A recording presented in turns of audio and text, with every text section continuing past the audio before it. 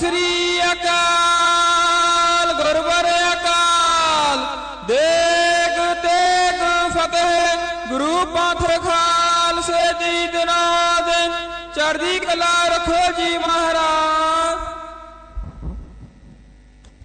गुरु रूप प्यारे साध संगत जे सज जाओ प्रेम नाल अमृतमय गुरबाणे दे लड़ीवार कथा श्रवण करो जे।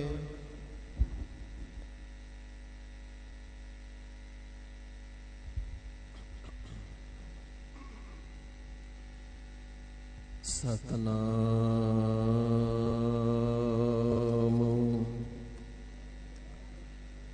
श्री वाहिगुरु साहिब जी।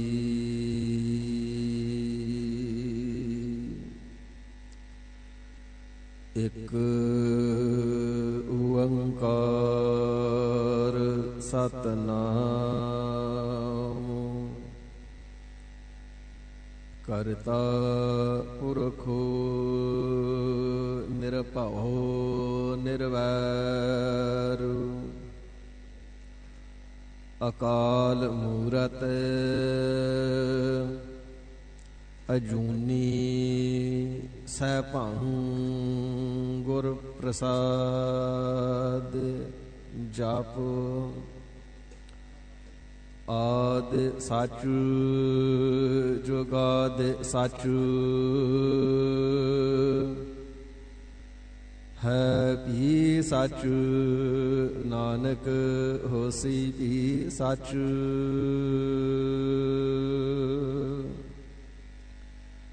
चक्र चिहन अर बरन जात अर पात नहन जिह रूप रंग और रेख पेख को कह ना सकत किह।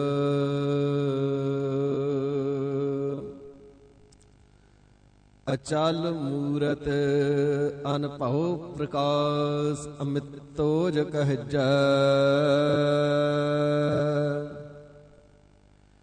कोट इंद्र इंद्राण साहि सहाण गणजै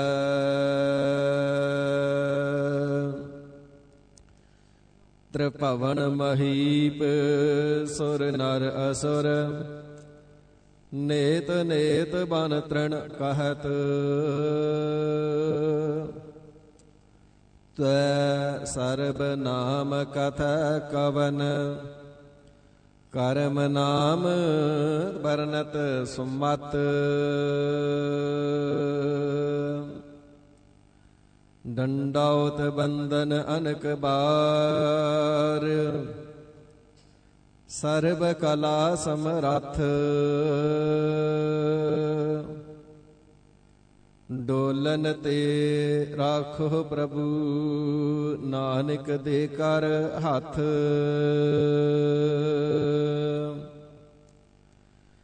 जेता समुंद सागर नीर भरिया तेते अवगण हमारे दया करहो किश मेहर उपावहो डुब दे पत्थर तारे।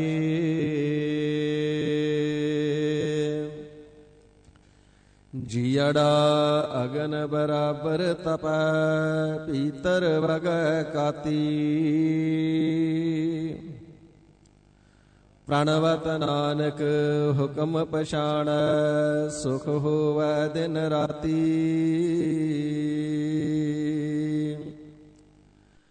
आपे हर एक रंग है आपे बहुरंगी जो तिस भावै नानका साई गल चंगी। तुमरी शरण तुम्हारी आसा तुम ही सज्जन सुहेले राखो राखन हार दयाला नानक कर के गोले। कहा बुद्ध प्रभ तोष हमारी, बर न सका महिमा जो तिहारी।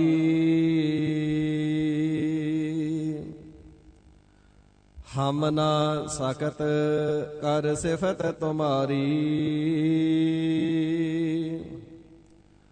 आप ले हो तुम कथा सुधारी।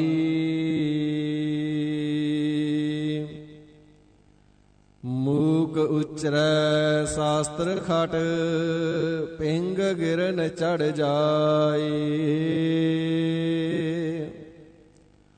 अंध लख बदरो सुन, जाओ काल कृपा कराए। अंध लख बदरो सुन, जाओ काल कृपा कराए।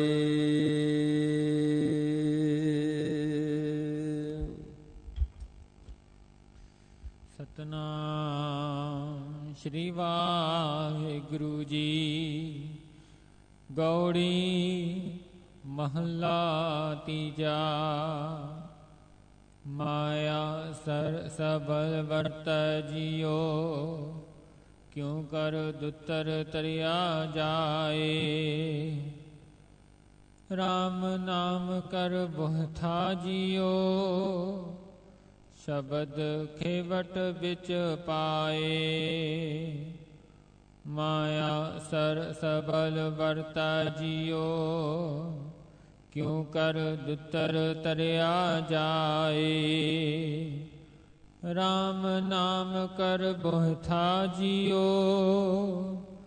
शब्द खेवट बिच पाए। शब्द खेवट बिच पाए, हर आप लंघाए। इन बिद दुतर तरिया,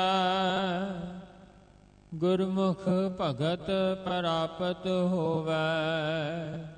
जीव त्या इਉਂ मरिया, खिन मह राम नाम किल बिख काटे। पहे पवित शरीरा, नानक राम नाम निस्तारा। कंचन पहे मनूरा,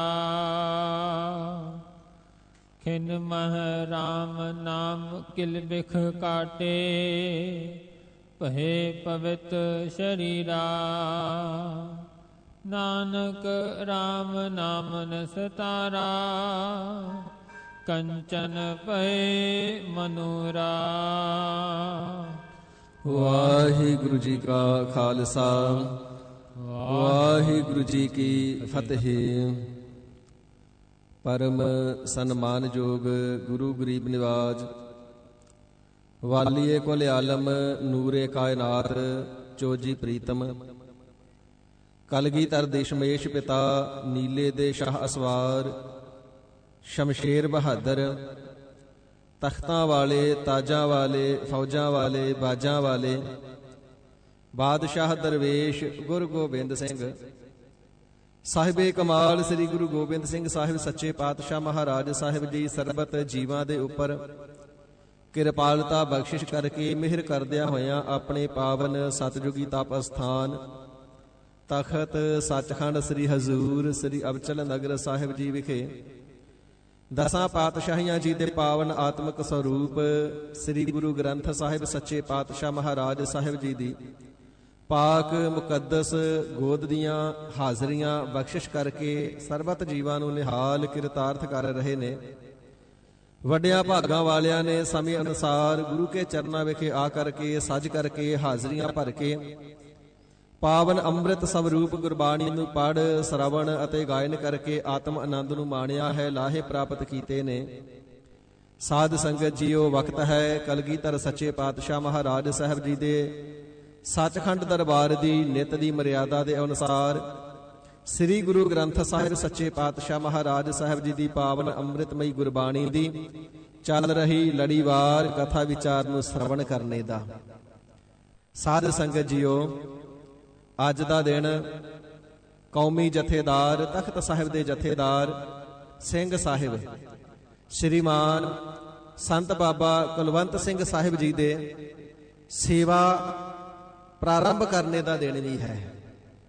ਅੱਜ ਤੋਂ 21 ਸਾਲ ਪਹਿਲਾਂ ਕਲਗੀਧਰ ਸੱਚੇ ਪਾਤਸ਼ਾਹ ਮਹਾਰਾਜ ਸਾਹਿਬ ਜੀ ਨੇ ਕਿਰਪਾਲਤਾ ਕਰਕੇ ਸ੍ਰੀਮਾਨ ਸੰਤ ਬਾਬਾ ਕੁਲਵੰਤ ਸਿੰਘ ਸਾਹਿਬ ਜੀ ਨੂੰ ਆਪਣੇ ਦਰ ਘਰ ਦੇ ਜਥੇਦਾਰ ਵਜੋਂ ਨਿਵਾਜਿਆ ਤੇ ਮਹਾਂਪੁਰਖਾਂ ਨੇ 21 ਸਾਲ ਪਹਿਲਾਂ ਸੇਵਾ ਪ੍ਰਾਰੰਭ ਕੀਤੀ ਸੀ, ਜੋ ਅੱਜ ਦੇ ਦਿਨ 21 ਸਾਲ ਪੂਰੇ ਹੋ ਚੁੱਕੇ ਨੇ। ਗਰੀਬ ਨਿਵਾਜ ਸਤਿਗੁਰੂ ਸੱਚੇ ਪਾਤਸ਼ਾਹ ਜੀ ਦੀ ਇਹ ਵੱਡੀ ਭਾਰੀ ਦਾਤ ਅਤੇ ਬਖਸ਼ਿਸ਼ ਹੈ, ਜਿਸ ਤਖਤ ਸਾਹਿਬ ਜੀ ਦੇ ਦਰਸ਼ਨ ਕਰਕੇ ਵੀ ਹਰ ਇੱਕ ਮਾਈ ਭਾਈ ਆਪਣੇ ਆਪ ਨੂੰ ਵਡਭਾਗਾ ਤੇ ਸੁਭਾਗਾ ਜਾਣਦਾ ਹੈ। ਜਿੱਥੇ ਕਲਗੀਧਰ ਸੱਚੇ ਪਾਤਸ਼ਾਹ ਮਹਾਰਾਜ ਸਾਹਿਬ ਜੀ ਹਾਜ਼ਰ ਨਾਜ਼ਰ ਨੇ ਤੇ ਸਤਿਗੁਰੂ ਜੀ ਦਾ ਪਾਵਨ ਬਚਨ ਹੈ, ਅਸੀਂ ਆਪਣੀਆਂ ਸੁੱਖਾਂ ਨੂੰ ਉਹਨਾਂ ਦੀ 60 ਸਾਲ ਉਮਰ ਹੋਣ ਤੱਕ ਉਡੀਕ ਕਰਾਂਗੇ। ਹਰ ਇੱਕ ਮਾਈ ਭਾਈ ਗੁਰਸਿੱਖ ਆ ਕਰਕੇ ਤਖਤ ਸਾਹਿਬ ਜੀ ਦਾ ਦੀਦਾਰ ਜ਼ਰੂਰ ਕਰੇ। ਤੇ ਸਾਧ ਸੰਗਤ ਜੀ, ਕਲਗੀਧਰ ਸਾਹਿਬ ਜੀ ਦਾ ਹੁਕਮ ਹੈ ਦਰਸ਼ਨ ਦੀਦਾਰਿਆਂ ਦਾ, ਤੇ ਸਿੱਖ ਜਗਤ ਦੇ ਅੰਦਰ ਪੂਰੀ ਦੁਨੀਆ ਦੇ ਅੰਦਰ ਜਿੱਥੇ ਕਿੱਥੇ ਵੀ ਕੋਈ ਗੁਰਸਿੱਖ ਪਰਿਵਾਰ ਅਥਵਾ ਜੀਵ ਵਸਦਾ, ਪ੍ਰਾਣੀ ਵਸਦਾ ਨਾ, ਹਿਰਦੇ ਦੇ ਭਾਵ ਜੁੜੇ ਹੋਏ ਨੇ ਤਖਤ ਸਾਹਿਬ ਜੀ ਦੇ ਨਾਲ, ਹਜ਼ੂਰ ਸਾਹਿਬ ਜੀ ਦੇ ਨਾਲ। ਹਰ ਕੋਈ ਦਰਸ਼ਨਾਂ ਨੂੰ ਲੋਚਦਾ ਹੈ।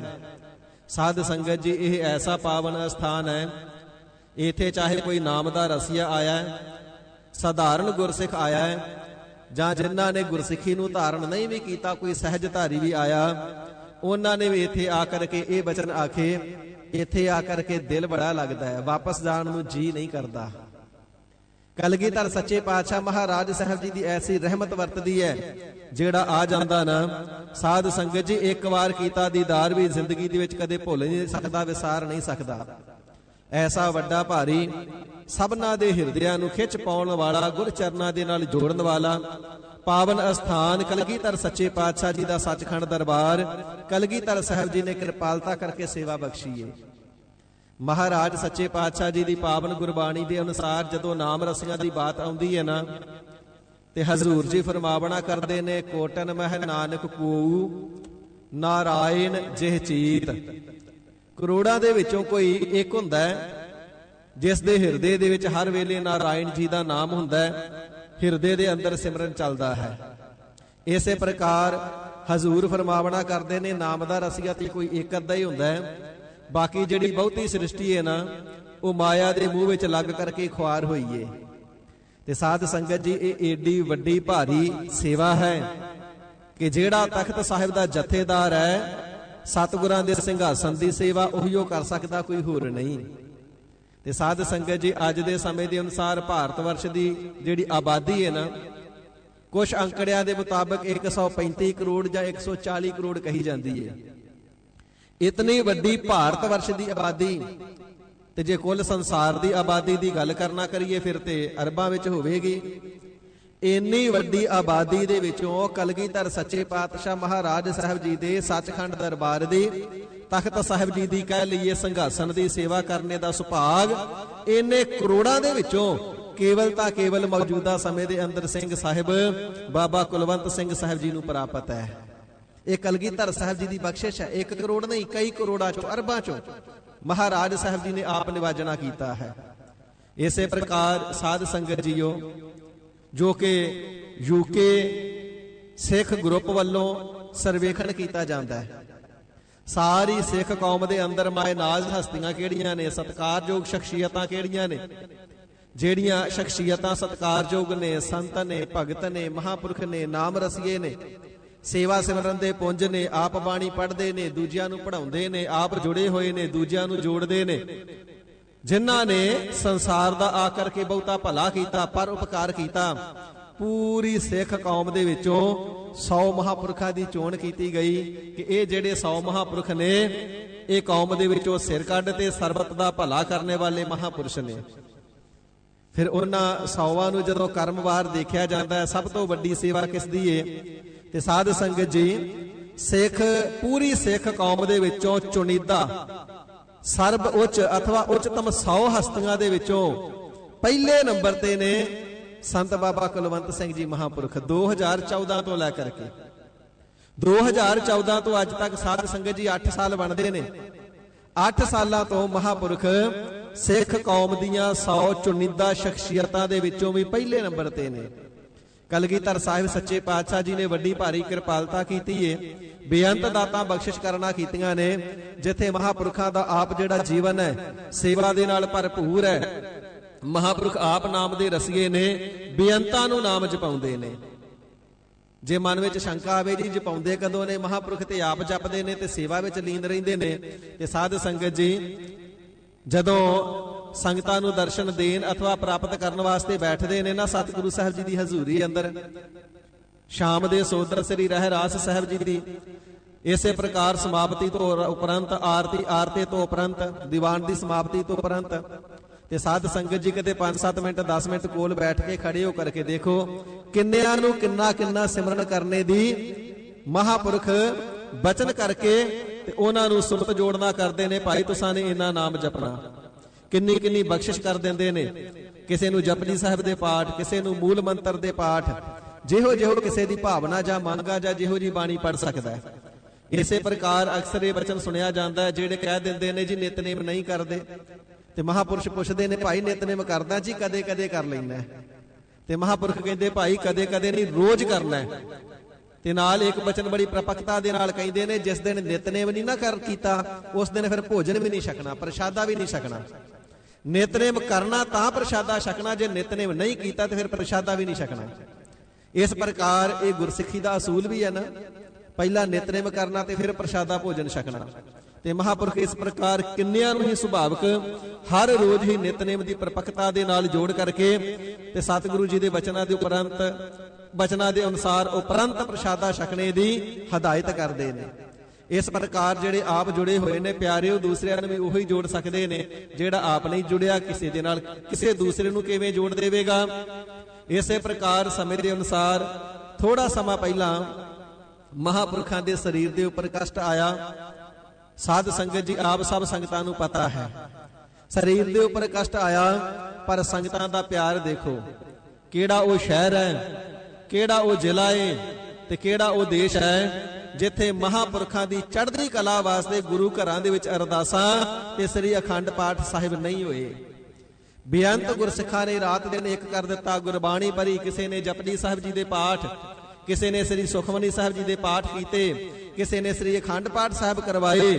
ਦੇਸ਼ਾਂ ਵਿਦੇਸ਼ਾਂ ਦੇ ਵਿੱਚ ਸਭ ਜਗ੍ਹਾ ਤੇ ਗੁਰੂ ਘਰਾਂ ਦੇ ਅੰਦਰ ਮਹਾਂਪੁਰਖਾਂ ਵਾਸਤੇ ਅਰਦਾਸਾਂ ਤੇ ਪਾਠ ਸੰਗਤਾਂ ਵੱਲੋਂ ਕੀਤੇ ਤੇ ਕਰਵਾਏ ਗਏ। ਸਾਧ ਸੰਗਤ ਜੀ ਇਹ ਵੀ ਇੱਕ ਵਿਸ਼ਵ ਰਿਕਾਰਡ ਹੈ। ਖਿਮਾ ਕਰਨਾ, ਜਿੰਨੇ ਵੀ ਮਹਾਂਪੁਰਖ ਨੇ ਸਾਰੇ ਹੀ ਸਤਿਕਾਰਯੋਗ ਨੇ। ਸੇਵਾ ਸਿਮਰਨ ਜਿਨ੍ਹਾਂ ਦਾ ਹੈ ਸਭਨਾਂ ਦੀ ਸੇਵਾ ਸਿਮਰਨ ਅੱਗੇ ਸੀਸ ਝੁਕਦਾ ਹੈ। ਪਰ ਇਹ ਵੀ ਇੱਕ ਵਿਸ਼ਵ ਰਿਕਾਰਡ ਹੈ ਕਿ ਜੇ ਮਹਾਂਪੁਰਖਾਂ ਦੇ ਸਰੀਰ ਦੇ ਉੱਪਰ ਢਲਿਆਈ ਆਈ ਤੇ ਪੂਰੇ ਸੰਸਾਰ ਦੇ ਅੰਦਰ ਸਭ ਤੋਂ ਵੱਧ ਪਾਠ ਤੇ ਅਰਦਾਸਾਂ ਸੰਤ ਬਾਬਾ ਕੁਲਵੰਤ ਸਿੰਘ ਜੀ ਮਹਾਂਪੁਰਖਾਂ ਦੀ ਚੜ੍ਹਦੀ ਕਲਾ ਵਾਸਤੇ, ਦੇਹ ਅਰੋਗਤਾ ਵਾਸਤੇ ਸੰਗਤਾਂ ਵੱਲੋਂ ਅਰਦਾਸਾਂ ਕੀਤੀਆਂ ਤੇ ਕਰਵਾਈਆਂ ਗਈਆਂ।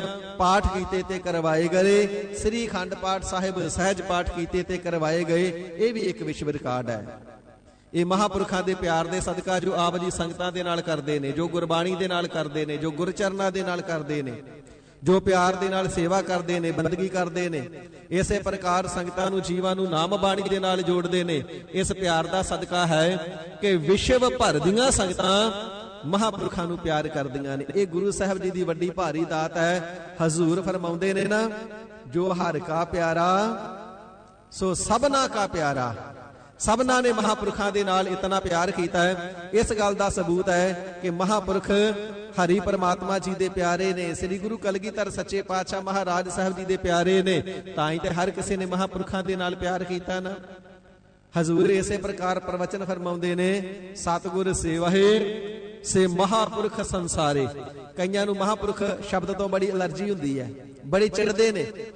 ਪਰ ਪਾਵਨ ਗੁਰਬਾਣੀ ਦੇ ਅੰਮ੍ਰਿਤਮਈ ਬਚਨ ਦੇ ਪਿਆਰਿਓ, ਜਿਹੜੇ ਸਤਿਗੁਰੂ ਜੀ ਦੀ ਹੱਥੀਂ ਸੇਵਾ ਕਰਦੇ ਨੇ, ਜੋ ਸਤਿਗੁਰੂ ਜੀ ਦੇ ਨਾਮ ਦਾ ਸਿਮਰਨ ਕਰਦੇ ਨੇ, ਉਹ ਜਗਤ ਦੇ ਅੰਦਰ ਮਹਾਂਪੁਰਖ ਹੋਇਆ ਕਰਦੇ ਨੇ।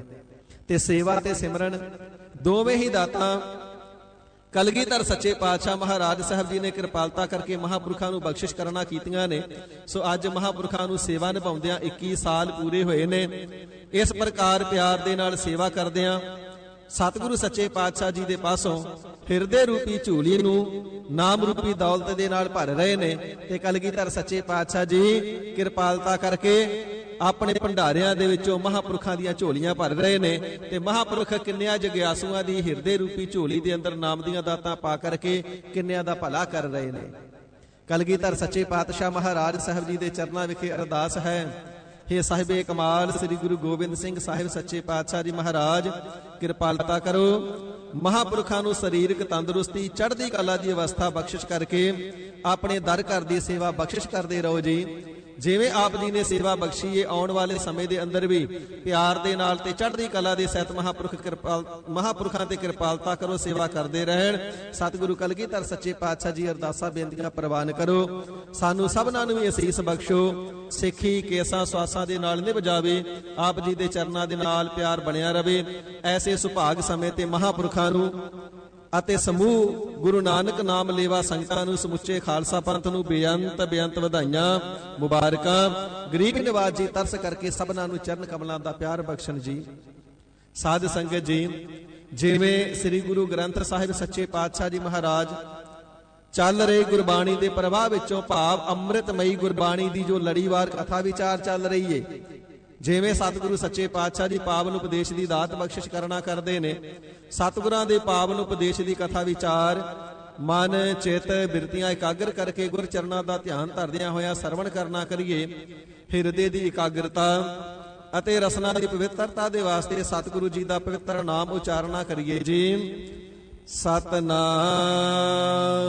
ਸ੍ਰੀ ਵਾਹਿਗੁਰੂ ਸਾਹਿਬ ਜੀ।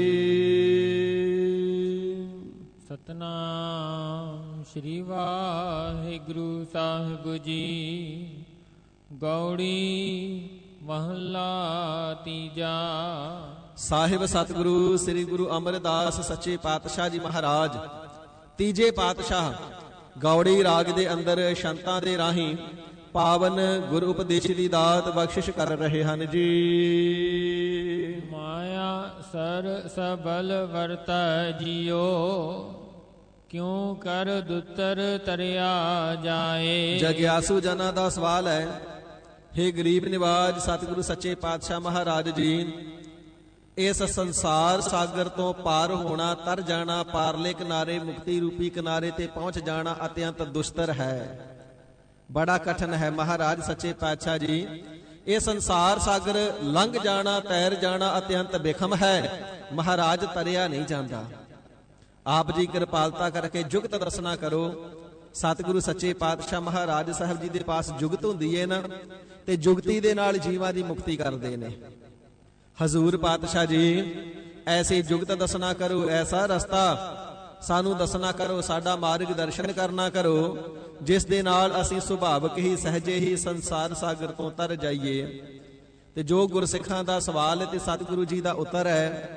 ਸਾਹਿਬ ਜੀ ਅੰਮ੍ਰਿਤ ਪ੍ਰਵਚਨਾਂ ਦੁਆਰਾ ਫਰਮਾਨ ਕਰਦੇ ਨੇ, ਸਵਾਲ ਹੈ ਕਿਉਂ ਕਰ ਦੁੱਤਰ ਤਰਿਆ ਜਾਏ। ਮਹਾਰਾਜ ਸੱਚੇ ਪਾਤਸ਼ਾਹ ਜੀ, ਇਹ ਜਿਹੜਾ ਸੰਸਾਰ ਸਾਗਰ ਹੈ ਅਤਿਅੰਤ ਦੁਸ਼ਤਰ ਹੈ, ਇਸ ਤੋਂ ਪਾਰ ਹੋ ਜਾਣਾ, ਇਸ ਨੂੰ ਕਿਵੇਂ ਤਰਿਆ ਜਾਵੇ। ਤੇ ਗਰੀਬ ਨਿਵਾਜ ਸਾਹਿਬ ਜੀ ਫਰਮਾਉਂਦੇ ਨੇ, ਭਾਈ ਮਾਇਆ ਸਰ ਸਬਲ ਵਰਤੈ ਜੀਓ। ਇਹ ਜਿਹੜਾ ਸੰਸਾਰ ਸਾਗਰ ਹੈ ਨਾ ਸਾਧ ਸੰਗਤ ਜੀ, ਇੱਕ ਤਾਂ ਪ੍ਰਤੱਖ ਸਾਗਰ ਹੈ, ਸਮੁੰਦਰ ਹੈ, 7 ਸਮੁੰਦਰ ਕਹੇ ਜਾਂਦੇ ਨੇ। ਸੋ ਸਾਰੇ ਜਿਹੜੇ ਨੇ ਪਾਣੀ ਦੇ ਨਾਲ ਭਰੇ ਨੇ, ਸਾਗਰ ਪਾਣੀ ਦੇ ਨਾਲ ਭਰਿਆ ਹੈ। ਪਰ ਜਿਹੜਾ ਸੰਸਾਰ ਸਾਗਰ ਹੈ ਇਹ ਪ੍ਰਤੱਖ ਜਲ ਦੇ ਨਾਲ, ਪ੍ਰਤੱਖ ਮਾਇਆ, ਸੋ ਪ੍ਰਤੱਖ ਪਾਣੀ ਦੇ ਨਾਲ ਨਹੀਂ, ਮਾਇਆ ਰੂਪੀ ਜਲ ਦੇ ਨਾਲ ਭਰਿਆ ਹੋਇਆ ਹੈ। ਇਹ ਜਿਹੜਾ ਸੰਸਾਰ ਸਰ ਸਾਗਰ ਹੈ ਇਹ ਮਾਇਆ ਸਬਲ, ਸਬਲ ਤੋਂ ਭਾਵ ਬਲ, ਮਾਇਆ ਬਲ ਦੇ ਸਹਿਤ ਹੈ। ਅਤਿਅੰਤ ਜ਼ੋਰ ਵਾਲੀ ਹੈ ਮਾਇਆ, ਪ੍ਰਚੰਡ ਬਲ ਵਾਲੀ ਹੈ ਮਾਇਆ, ਅਤਿਅੰਤ ਤੇਜ ਪ੍ਰਤਾਪ ਵਾਲੀ ਹੈ ਮਾਇਆ। ਐਸੇ ਪ੍ਰਚੰਡ ਬਲ ਵਾਲੀ, ਬਲ ਸਰੂਪ ਵਾਲੀ ਜੋ ਮਾਇਆ ਹੈ, ਇਸ ਦੇ ਪ੍ਰਚੰਡ ਬਲ ਦੇ ਨਾਲ ਸੰਸਾਰ ਸਾਗਰ ਜਿਹੜਾ ਹੈ ਉਹ ਭਰਿਆ ਪਿਆ ਹੈ। ਇਸ ਦੇ ਵਿੱਚ ਮਾਇਆ ਦਾ ਬਲ ਵਰਤ ਰਿਹਾ ਹੈ ਜੀਓ। ਇਸੇ ਪ੍ਰਕਾਰ ਸਬਲ ਦਾ ਦੂਸਰਾ ਅਰਥ ਹੈ ਸਾਧ ਸੰਗਤ ਜੀ ਸੱਬਲ। ਜਿਹੜੀ ਸੱਬਲ ਹੁੰਦੀ ਏ ਉਸ ਦੇ ਨਾਲ ਥਾਂ ਪੁੱਟ ਦਿੱਤਾ ਜਾਂਦਾ ਹੈ, ਫਰਸ਼ ਤੋੜ ਦਿੱਤੇ ਜਾਂਦੇ ਨੇ, ਦੀਵਾਰਾਂ ਤੋੜ ਦਿੱਤੀਆਂ ਜਾਂਦੀਆਂ ਨੇ। ਬੜੇ ਬਲ ਵਾਲੀ ਆ, ਤੋੜ ਦੇਣ ਵਾਲੀ ਹੈ। ਇਹ ਜਿਹੜੀ ਮਾਇਆ ਹੈ ਨਾ, ਇਹ ਜਪੀਆਂ ਦੇ ਜਪ ਭੰਗ ਕਰਨੇ ਵਾਲੀ ਹੈ, ਤਪੀਆਂ ਦੇ ਤਪ ਭੰਗ ਕਰਨੇ ਵਾਲੀ ਹੈ। ਇਸੇ ਪ੍ਰਕਾਰ ਹੰਕਾਰੀਆਂ ਨੂੰ ਵੀ ਆਪਣੇ ਅਧੀਨ ਕਰਕੇ ਗੁਲਾਮ ਬਣਾ ਲੈਂਦੀ ਏ। ਸੱਬਲ ਦੀ ਨਿਆਈ ਹਿਰਦੇ ਪਾੜ ਦੇਣ ਵਾਲੀ ਏ। ਹਜ਼ੂਰ ਫਰਮਾਵਣਾ ਕਰਦੇ ਨੇ, ਐਸੀ ਸੱਬਲ ਵਰਗੀ ਹੈ ਇਹ ਮਾਇਆ, ਬਲ ਵਾਲੀ। ਇਹ ਜਿਹੜੀ ਮਾਇਆ ਸਹਿਤ ਬਲ ਦੇ ਹੈ, ਤੇ ਸਰ ਜਿਹੜਾ ਸੰਸਾਰ ਸਾਗਰ ਹੈ ਬਲ ਵਾਲੀ ਮਾਇਆ ਦੇ ਪਦਾਰਥਾਂ ਦੇ ਨਾਲ ਭਰਿਆ ਪਿਆ ਹੈ। ਪਦਾਰਥਾਂ ਰੂਪੀ ਇਸ ਦੇ ਉੱਪਰ ਵੱਡੀਆਂ ਉੱਚੀ ਭਾਰੀ ਲਹਿਰਾਂ ਪੈਂਦੀਆਂ ਨੇ। ਜਿਵੇਂ ਸਾਧ ਸੰਗਤ ਜੀ ਸਾਗਰ ਤੇ ਹਰ ਵੇਲੇ ਪਾਣੀ ਦੀਆਂ ਲਹਿਰਾਂ ਪੈਂਦੀਆਂ ਹੀ ਰਹਿੰਦੀਆਂ ਨੇ ਨਾ, ਤੇ ਕਈ ਵਾਰ ਜਿਸ ਵੇਲੇ ਆਪਣਾ ਤੇਜ ਪ੍ਰਤਾਪ ਸਾਗਰ ਅਥਵਾ ਸਮੁੰਦਰ ਦਿਖਾਉਂਦਾ ਨਾ, ਤੇ ਪਾਣੀ ਦੀਆਂ ਲਹਿਰਾਂ ਇੰਨੀਆਂ ਉੱਚੀਆਂ ਉੱਠਦੀਆਂ ਨੇ ਕਿ ਜਿਹੜੇ ਸਮੁੰਦਰ ਦੇ ਉੱਪਰ ਪੰਛੀ ਤੈਰ ਰਹੇ ਹੁੰਦੇ ਨੇ ਨਾ, ਵਾਹਿਗੁਰੂ, ਜਿਹੜੇ ਸਮੁੰਦਰ ਦੇ ਉੱਪਰ ਪੰਛੀ ਉੱਡ ਰਹੇ ਹੁੰਦੇ ਨੇ ਨਾ, ਉਹਨਾਂ ਉੱਡਦੇ ਹੋਏ ਪੰਛੀਆਂ ਨੂੰ ਸਮੁੰਦਰ ਆਪਣੀਆਂ ਲਹਿਰਾਂ ਦੇ ਨਾਲ ਡੁਬਾ ਕਰਕੇ ਡੋਬ ਦਿੰਦਾ ਹੈ, ਮਾਰ ਦਿੰਦਾ ਹੈ।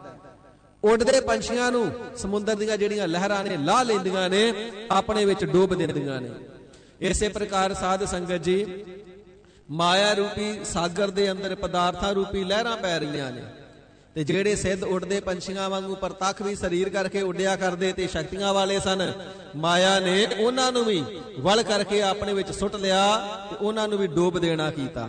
ਹਜ਼ੂਰ ਪਾਤਸ਼ਾਹ ਫਰਮਾਵਣਾ ਕਰਦੇ ਨੇ, ਭਾਈ ਸਿੱਖੋ, ਇਹ ਜਿਹੜਾ ਸਾਗਰ ਹੈ ਨਾ, ਸੰਸਾਰ ਸਾਗਰ, ਇਸ ਦੇ ਵਿੱਚ ਬਲ ਦੇ ਸਹਿਤ ਮਾਇਆ ਵਰਤ ਰਹੀ ਹੈ। ਪਦਾਰਥਾਂ ਰੂਪੀ ਲਹਿਰਾਂ ਪੈਂਦੀਆਂ ਨੇ, ਤੇ ਅਤਿਅੰਤ ਦੁਸਤਰ ਹੈ ਇਸ ਸੰਸਾਰ ਸਾਗਰ ਤੋਂ ਪਾਰ ਹੋਣਾ। ਇਸ ਤੋਂ ਮੁਕਤੀ ਰੂਪੀ ਕਿਨਾਰੇ ਤੇ ਜਾ ਉਤਰਨਾ ਅਤਿਅੰਤ ਕਠਨ ਹੈ। ਰਾਮ ਨਾਮ ਕਰ ਬੋਹਿਤਾ ਜੀਓ। ਗਰੀਬ ਨਿਵਾਜ ਸੱਚੇ ਪਾਤਸ਼ਾਹ ਜੀ, ਆਪ ਦਾਤਾ ਹੋ, ਆਪ ਬਖਸ਼ਿੰਦ ਹੋ, ਆਪ ਰਹਿਮਤਾਂ ਦੇ ਸਾਗਰ ਹੋ, ਆਪ ਕਿਰਪਾਲਤਾ ਕਰਕੇ ਬਖਸ਼ ਲੈਣ ਵਾਲੇ ਹੋ। ਮਹਾਰਾਜ ਫਿਰ ਜੁਗਤ ਦੱਸੋ, ਇਸ ਸੰਸਾਰ ਸਾਗਰ ਤੋਂ ਪਾਰ ਕਿਵੇਂ ਹੋ ਜਾਈਏ ਜੀ? ਤੇ ਹਜ਼ੂਰ ਫਰਮਾਵਣਾ ਕਰਦੇ ਨੇ, ਰਾਮ ਨਾਮ ਕਰ ਬੋਹਿਥਾ ਜੀਓ।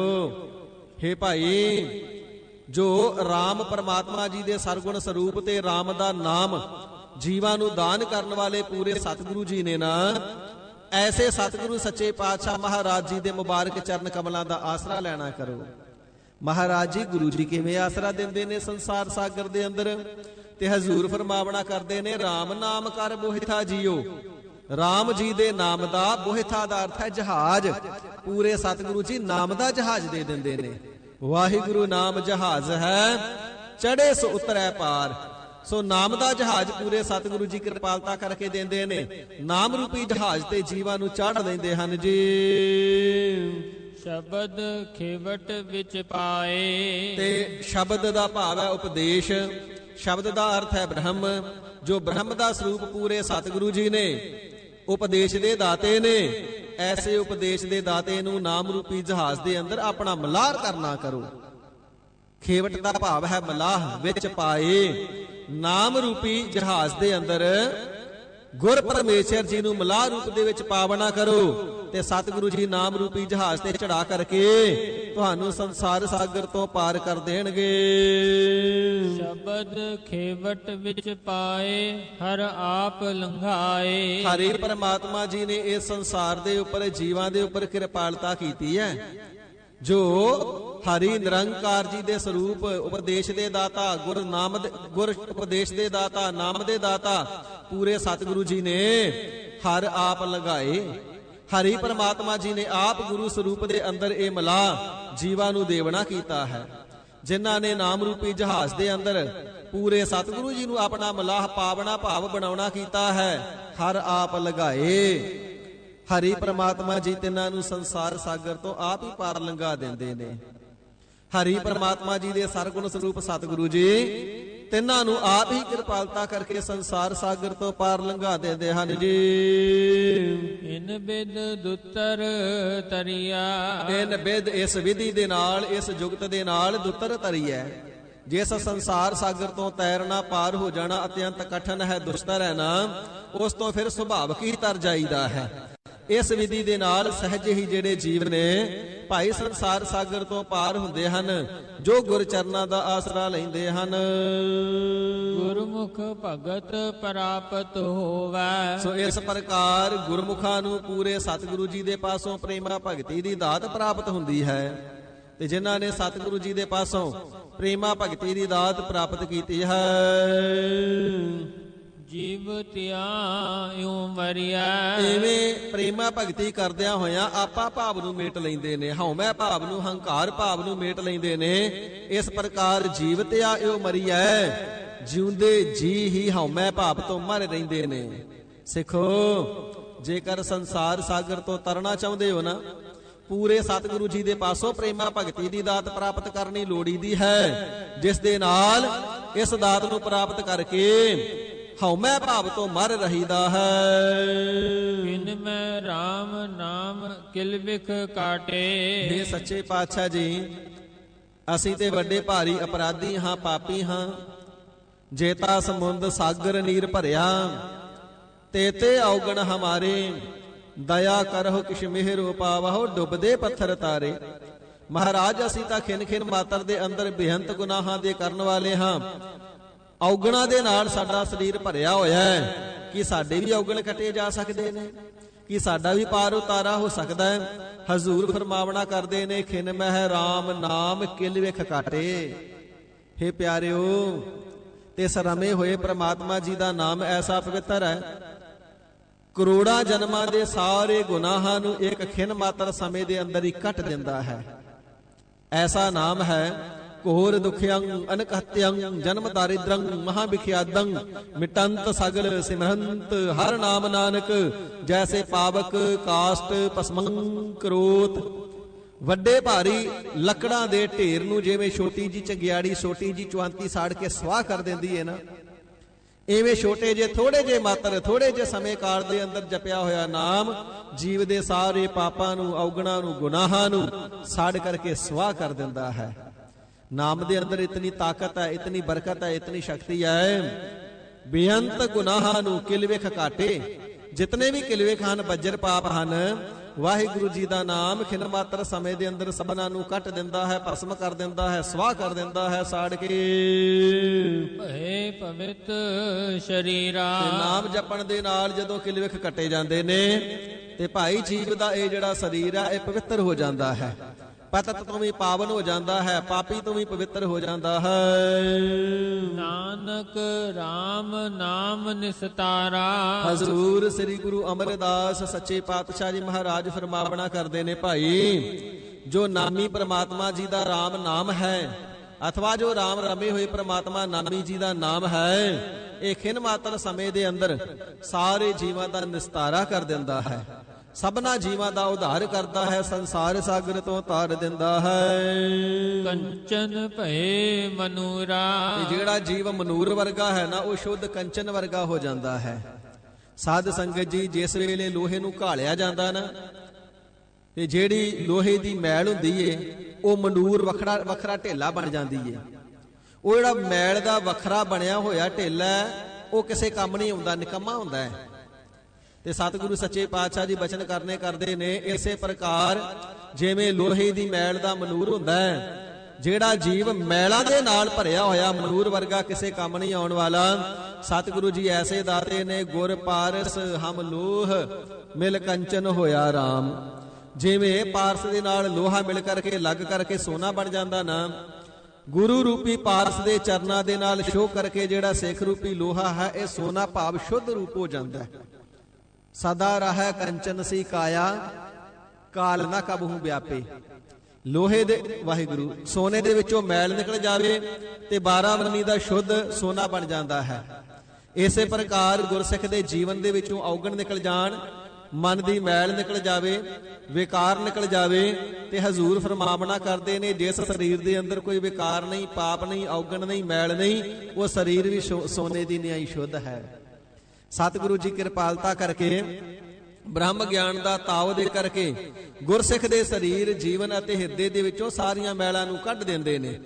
ਜੀਵ ਦਾ ਜਿਹੜਾ ਸਰੀਰ ਹੈ, ਇਹ ਵੀ ਸ਼ੁੱਧ ਸਰੂਪ ਹੋ ਜਾਂਦਾ ਹੈ। ਇਸੇ ਪ੍ਰਕਾਰ ਜਿਹੜਾ ਮਨ ਹੈ, ਇਹ ਵੀ ਸ਼ੁੱਧ ਸਰੂਪ ਹੋ ਜਾਂਦਾ ਹੈ। ਗਰੀਬ ਨਿਵਾਜ ਸਾਹਿਬ ਜੀ ਫਰਮਾਵਣਾ ਕਰਦੇ ਨੇ, ਮਨੂਰ ਭਾਵੇਂ ਕੰਮ ਆਉਣ ਵਾਲਾ ਨਹੀਂ ਹੁੰਦਾ, ਲੋਹੇ ਦੀ ਇੱਕ ਮੈਲ ਹੁੰਦੀ ਹੈ, ਖਿੰਗਰ ਹੁੰਦਾ ਇੱਕ ਪ੍ਰਕਾਰ ਦਾ, ਪਰ ਜੇ ਪਾਰਸ ਦੇ ਨਾਲ ਲੱਗ ਜਾਵੇ ਤੇ ਸੋਨਾ ਬਣ ਜਾਂਦਾ ਹੈ। ਜੀਵ ਚਾਹੇ ਕਿਤਨਾ ਵੀ ਪਾਪੀ ਹੋਵੇ, ਅਪਰਾਧੀ ਹੋਵੇ, ਗੁਰਚਰਨਾਂ ਦੇ ਨਾਲ ਲੱਗ ਜਾਵੇ ਤੇ ਕੰਚਨ ਭਏ ਮਨੂਰਾ।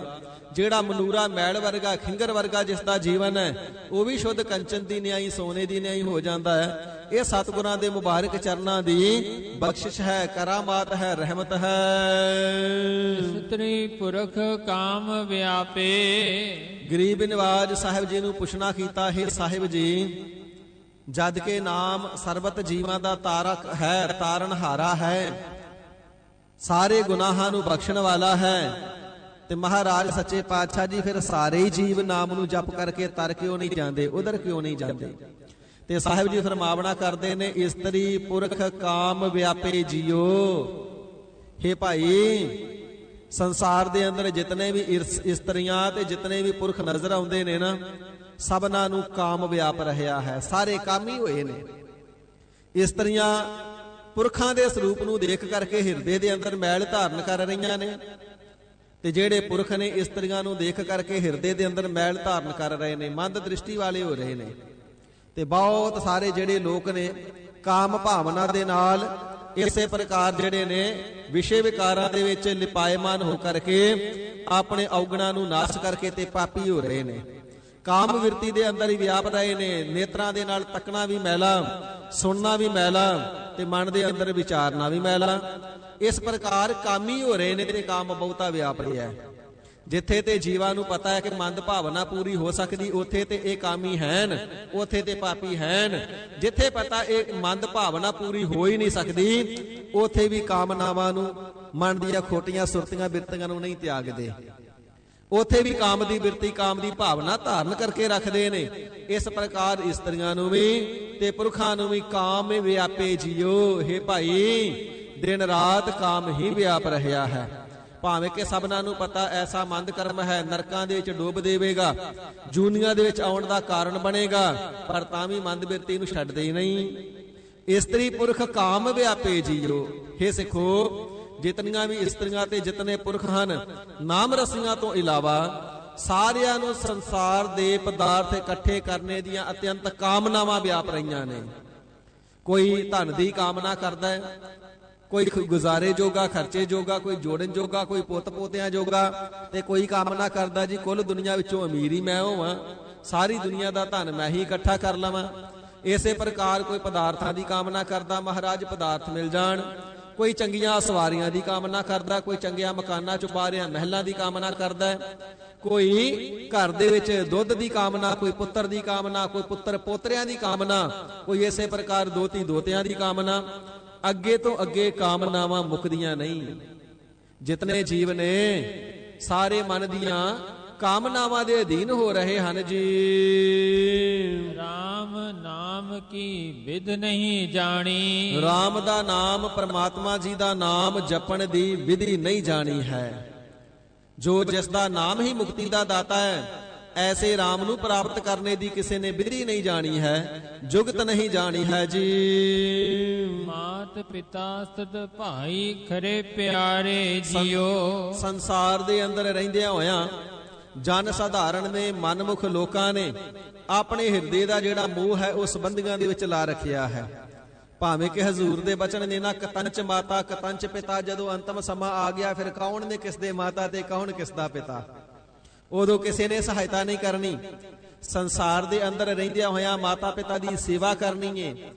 ਇਸੇ ਪ੍ਰਕਾਰ ਜੋ ਪਰਿਵਾਰ ਹੈ ਉਸਦੇ ਪਰਥਾਏ ਸਾਰੇ ਫਰਜ਼ ਨਿਭਾਉਣੇ ਨੇ, ਪਰ ਪਰਿਵਾਰ ਦੇ ਅੰਦਰ ਵੀ ਇਵੇਂ ਰਹਿਣਾ।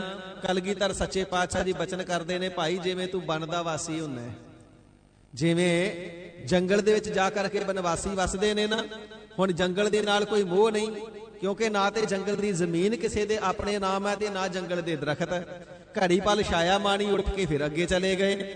ਇਸੇ ਪ੍ਰਕਾਰ ਭਾਈ ਪਰਿਵਾਰ ਦੇ ਮੋਹ ਰੂਪੀ ਛਾਇਆ ਨੂੰ ਘੜੀ ਪਲ ਭਾਵ ਜ਼ਿੰਦਗੀ ਦੇ ਵਿੱਚ ਮੰਨ ਕਰਕੇ ਅੱਗੇ ਦਰਗਾਹ ਦੇ ਵਿੱਚ ਚਲੇ ਜਾਣਾ, ਪਰ ਲੋਕ ਚਲੇ ਜਾਣਾ। ਰੇ ਮਨ ਐਸੋ ਕਰ ਸੰਨਿਆਸਾ, ਮਨ ਸੇ ਸਦਨ ਸਭੈ ਕਰ ਸਮਝੋ, ਮਨ ਹੀ ਮਾਹੀ ਉਦਾਸਾ। ਘਰ ਪਰਿਵਾਰ ਦੇ ਵਿੱਚ ਵਸਦਿਆਂ ਹੋਇਆਂ ਇਸ ਪ੍ਰਕਾਰ ਸਮਝਣਾ ਕਰ ਤੂੰ ਜੰਗਲ ਦੇ ਵਿੱਚ ਹੀ ਵਸਦਾ ਹੈ। ਜਿੱਥੇ ਮਾਤਾ ਦੀ ਸੇਵਾ ਕਰਨੀ ਹੈ, ਪਿਤਾ ਦੀ ਸੇਵਾ ਕਰਨੀ ਹੈ, ਸੋ ਪੁੱਤਰਾਂ ਦੀ ਪ੍ਰਤਪਾਲਣਾ ਕਰਨੀ ਹੈ, ਭਰਾਵਾਂ ਦੇ ਨਾਲ ਪਿਆਰ ਨਿਭਾਉਣਾ ਹੈ, ਉਥੇ ਸਾਰਿਆਂ ਸੰਬੰਧੀਆਂ ਦੇ ਦਾਤਾ ਹਰੀ ਅਕਾਲ ਪੁਰਖ ਵਾਹਿਗੁਰੂ ਜੀ ਨੂੰ ਜਾਣ ਕੇ ਵਾਹਿਗੁਰੂ ਜੀ ਦੇ ਨਾਲ ਪਿਆਰ ਕਰਨਾ ਹੈ, ਵਾਹਿਗੁਰੂ ਜੀ ਦਾ ਸ਼ੁਕਰਾਨਾ ਕਰਨਾ ਹੈ। ਵਾਹਿਗੁਰੂ ਜੀ ਆਪ ਜੀ ਦਾ ਧੰਨਵਾਦ ਰੋਮ ਰੋਮ ਕਰਕੇ, ਜਿਸ ਮਾਤਾ ਪਿਤਾ ਦੇ ਰਾਹੀਂ ਆਪ ਜੀ ਨੇ ਸਾਨੂੰ ਉਤਪੰਨ ਕੀਤਾ ਹੈ, ਉਸ ਮਾਤਾ ਪਿਤਾ ਦੀ ਸੇਵਾ ਦਾ ਸੁਭਾਗ ਬਖਸ਼ਿਆ ਹੈ। ਮਹਾਰਾਜ ਸੱਚੇ ਪਾਤਸ਼ਾਹ ਜੀ ਸਾਥ ਨਿਭਾਉਣ ਵਾਸਤੇ ਭਾਈ ਭਰਾ ਬਖਸ਼ੇ ਨੇ, ਇਸੇ ਪ੍ਰਕਾਰ ਬੁਢਾਪੇ ਦੇ ਵਿੱਚ ਸੇਵਾ ਕਰਨ ਵਾਸਤੇ ਪੁੱਤਰ ਇਤਿਆਦਿਕ ਬਖਸ਼ੇ ਨੇ ਮਹਾਰਾਜ, ਸਾਰੇ ਸੰਬੰਧੀ ਬਖਸ਼ੇ ਨੇ। ਅਸੀਂ ਦੁਨੀਆ ਦੇ ਅੰਦਰ ਇਕੱਲੇ ਕਿਧਰੇ ਉਪਰਾਮ ਨਾ ਹੋ ਜਾਈਏ, ਮਨ ਕਰਕੇ ਉਦਾਸ ਨਾ ਹੋ ਜਾਈਏ। ਮਹਾਰਾਜ ਸਹਾਇਤਾ ਕਰਨ ਵਾਸਤੇ ਆਪ ਜੀ ਨੇ ਸੰਬੰਧੀ ਵੀ ਬਖਸ਼ੇ ਨੇ, ਜੋ ਆਪ ਜੀ ਦੇ ਬਚਨਾਂ ਦੇ ਅਨੁਸਾਰ ਮਹਾਰਾਜ ਸਾਹਿਬ ਜੀ ਸਮਾਂ ਪੈਣ ਤੇ ਸਹਾਇਤਾ ਵੀ ਕਰਦੇ ਨੇ। ਇਸ ਪ੍ਰਕਾਰ ਸ਼ੁਕਰਾਨਾ ਤੇ ਪ੍ਰਮਾਤਮਾ ਦਾ ਕਰਨਾ ਸੀ, ਪਰ ਜਿਹੜੇ ਮਨਮੁਖ ਜੀਵ ਨੇ ਇਹਨਾਂ ਦਾਤਾਂ ਪਿਆਰੀਆਂ ਹੋ ਗਈਆਂ, ਸੰਬੰਧੀ ਪਿਆਰੇ ਹੋ ਗਏ, ਸੰਬੰਧੀਆਂ ਨੂੰ ਦੇਣ ਵਾਲਾ, ਪੁੱਤਰਾਂ ਨੂੰ ਦੇਣ ਵਾਲਾ, ਭਾਈਆਂ ਦਾ ਪਿਆਰ ਬਖਸ਼ਿਸ਼ ਕਰਵਾਉਣੇ ਵਾਲਾ ਪਰਮੇਸ਼ਰ ਜੋ ਹੈ ਪਰਮਾਤਮਾ, ਉਹ ਭੁੱਲ ਗਿਆ।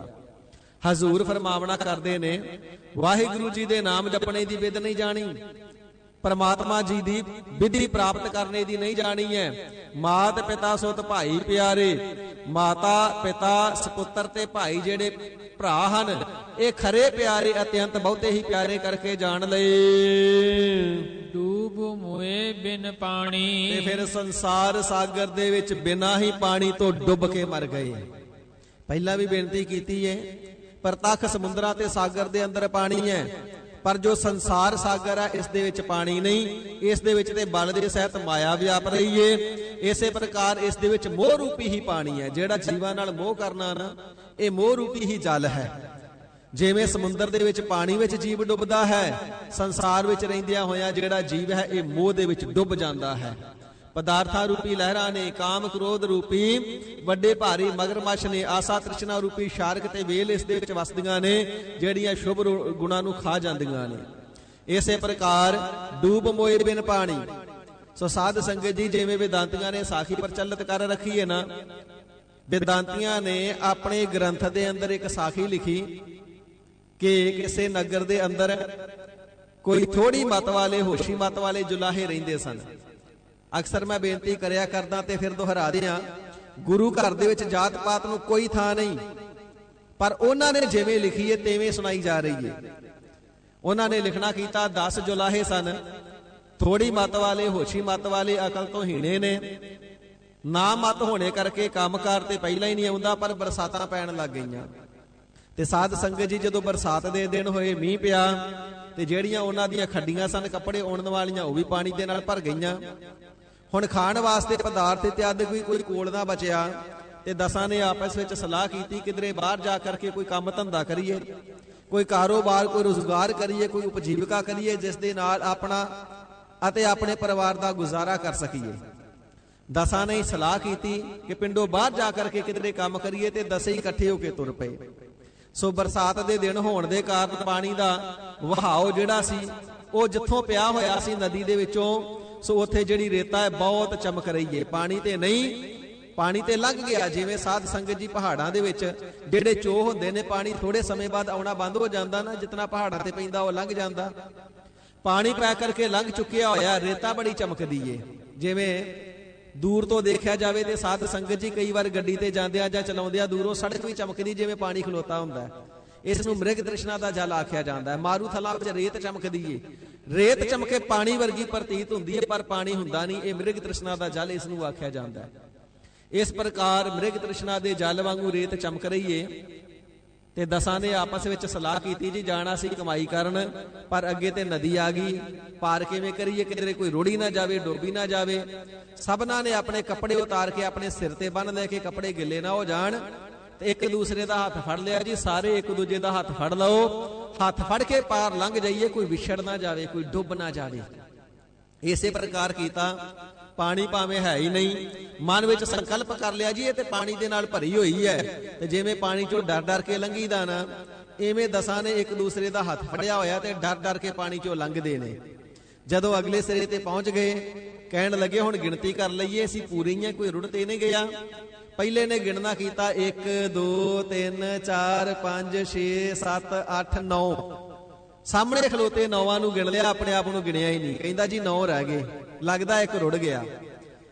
ਦੂਸਰਾ ਕਹਿਣ ਲੱਗਾ ਤੈਨੂੰ ਗਿਣਤੀ ਨਹੀਂ ਆਉਂਦੀ, ਮੈਂ ਗਿਣਦਾ। ਉਹਨੇ ਵੀ ਗਿਣਨਾ ਕੀਤਾ, ਸਾਹਮਣੇ ਖਲੋਤੇ ਸਾਰਿਆਂ ਨੂੰ ਗਿਣ ਲਿਆ, ਆਪਣੇ ਆਪ ਨੂੰ ਗਿਣਿਆ ਹੀ ਨਹੀਂ। ਕਹਿੰਦਾ ਜੀ ਠੀਕ ਹੈ, ਸੱਚਮੁੱਚ ਹੀ ਇੱਕ ਰੁੜ ਗਿਆ, ਲੱਗਦਾ 9 ਹੀ ਬਚੇ ਆ। ਵਾਰੀ ਸਾਰਿਆਂ ਨੇ ਗਿਣਿਆ, ਪਰ ਆਪਣੇ ਆਪ ਨੂੰ ਕੋਈ ਵੀ ਨਹੀਂ ਗਿਣਦਾ। ਸਾਰਿਆਂ ਨੇ ਜਾਣਿਆ ਸਾਡੇ ਵਿੱਚੋਂ ਇੱਕ ਸਾਥੀ ਇਸ ਪਾਣੀ ਵਿੱਚ ਰੁੜ ਗਿਆ ਤੇ ਸਾਰੇ ਦੇ ਸਾਰੇ ਹੀ ਰੋਣ ਲੱਗੇ।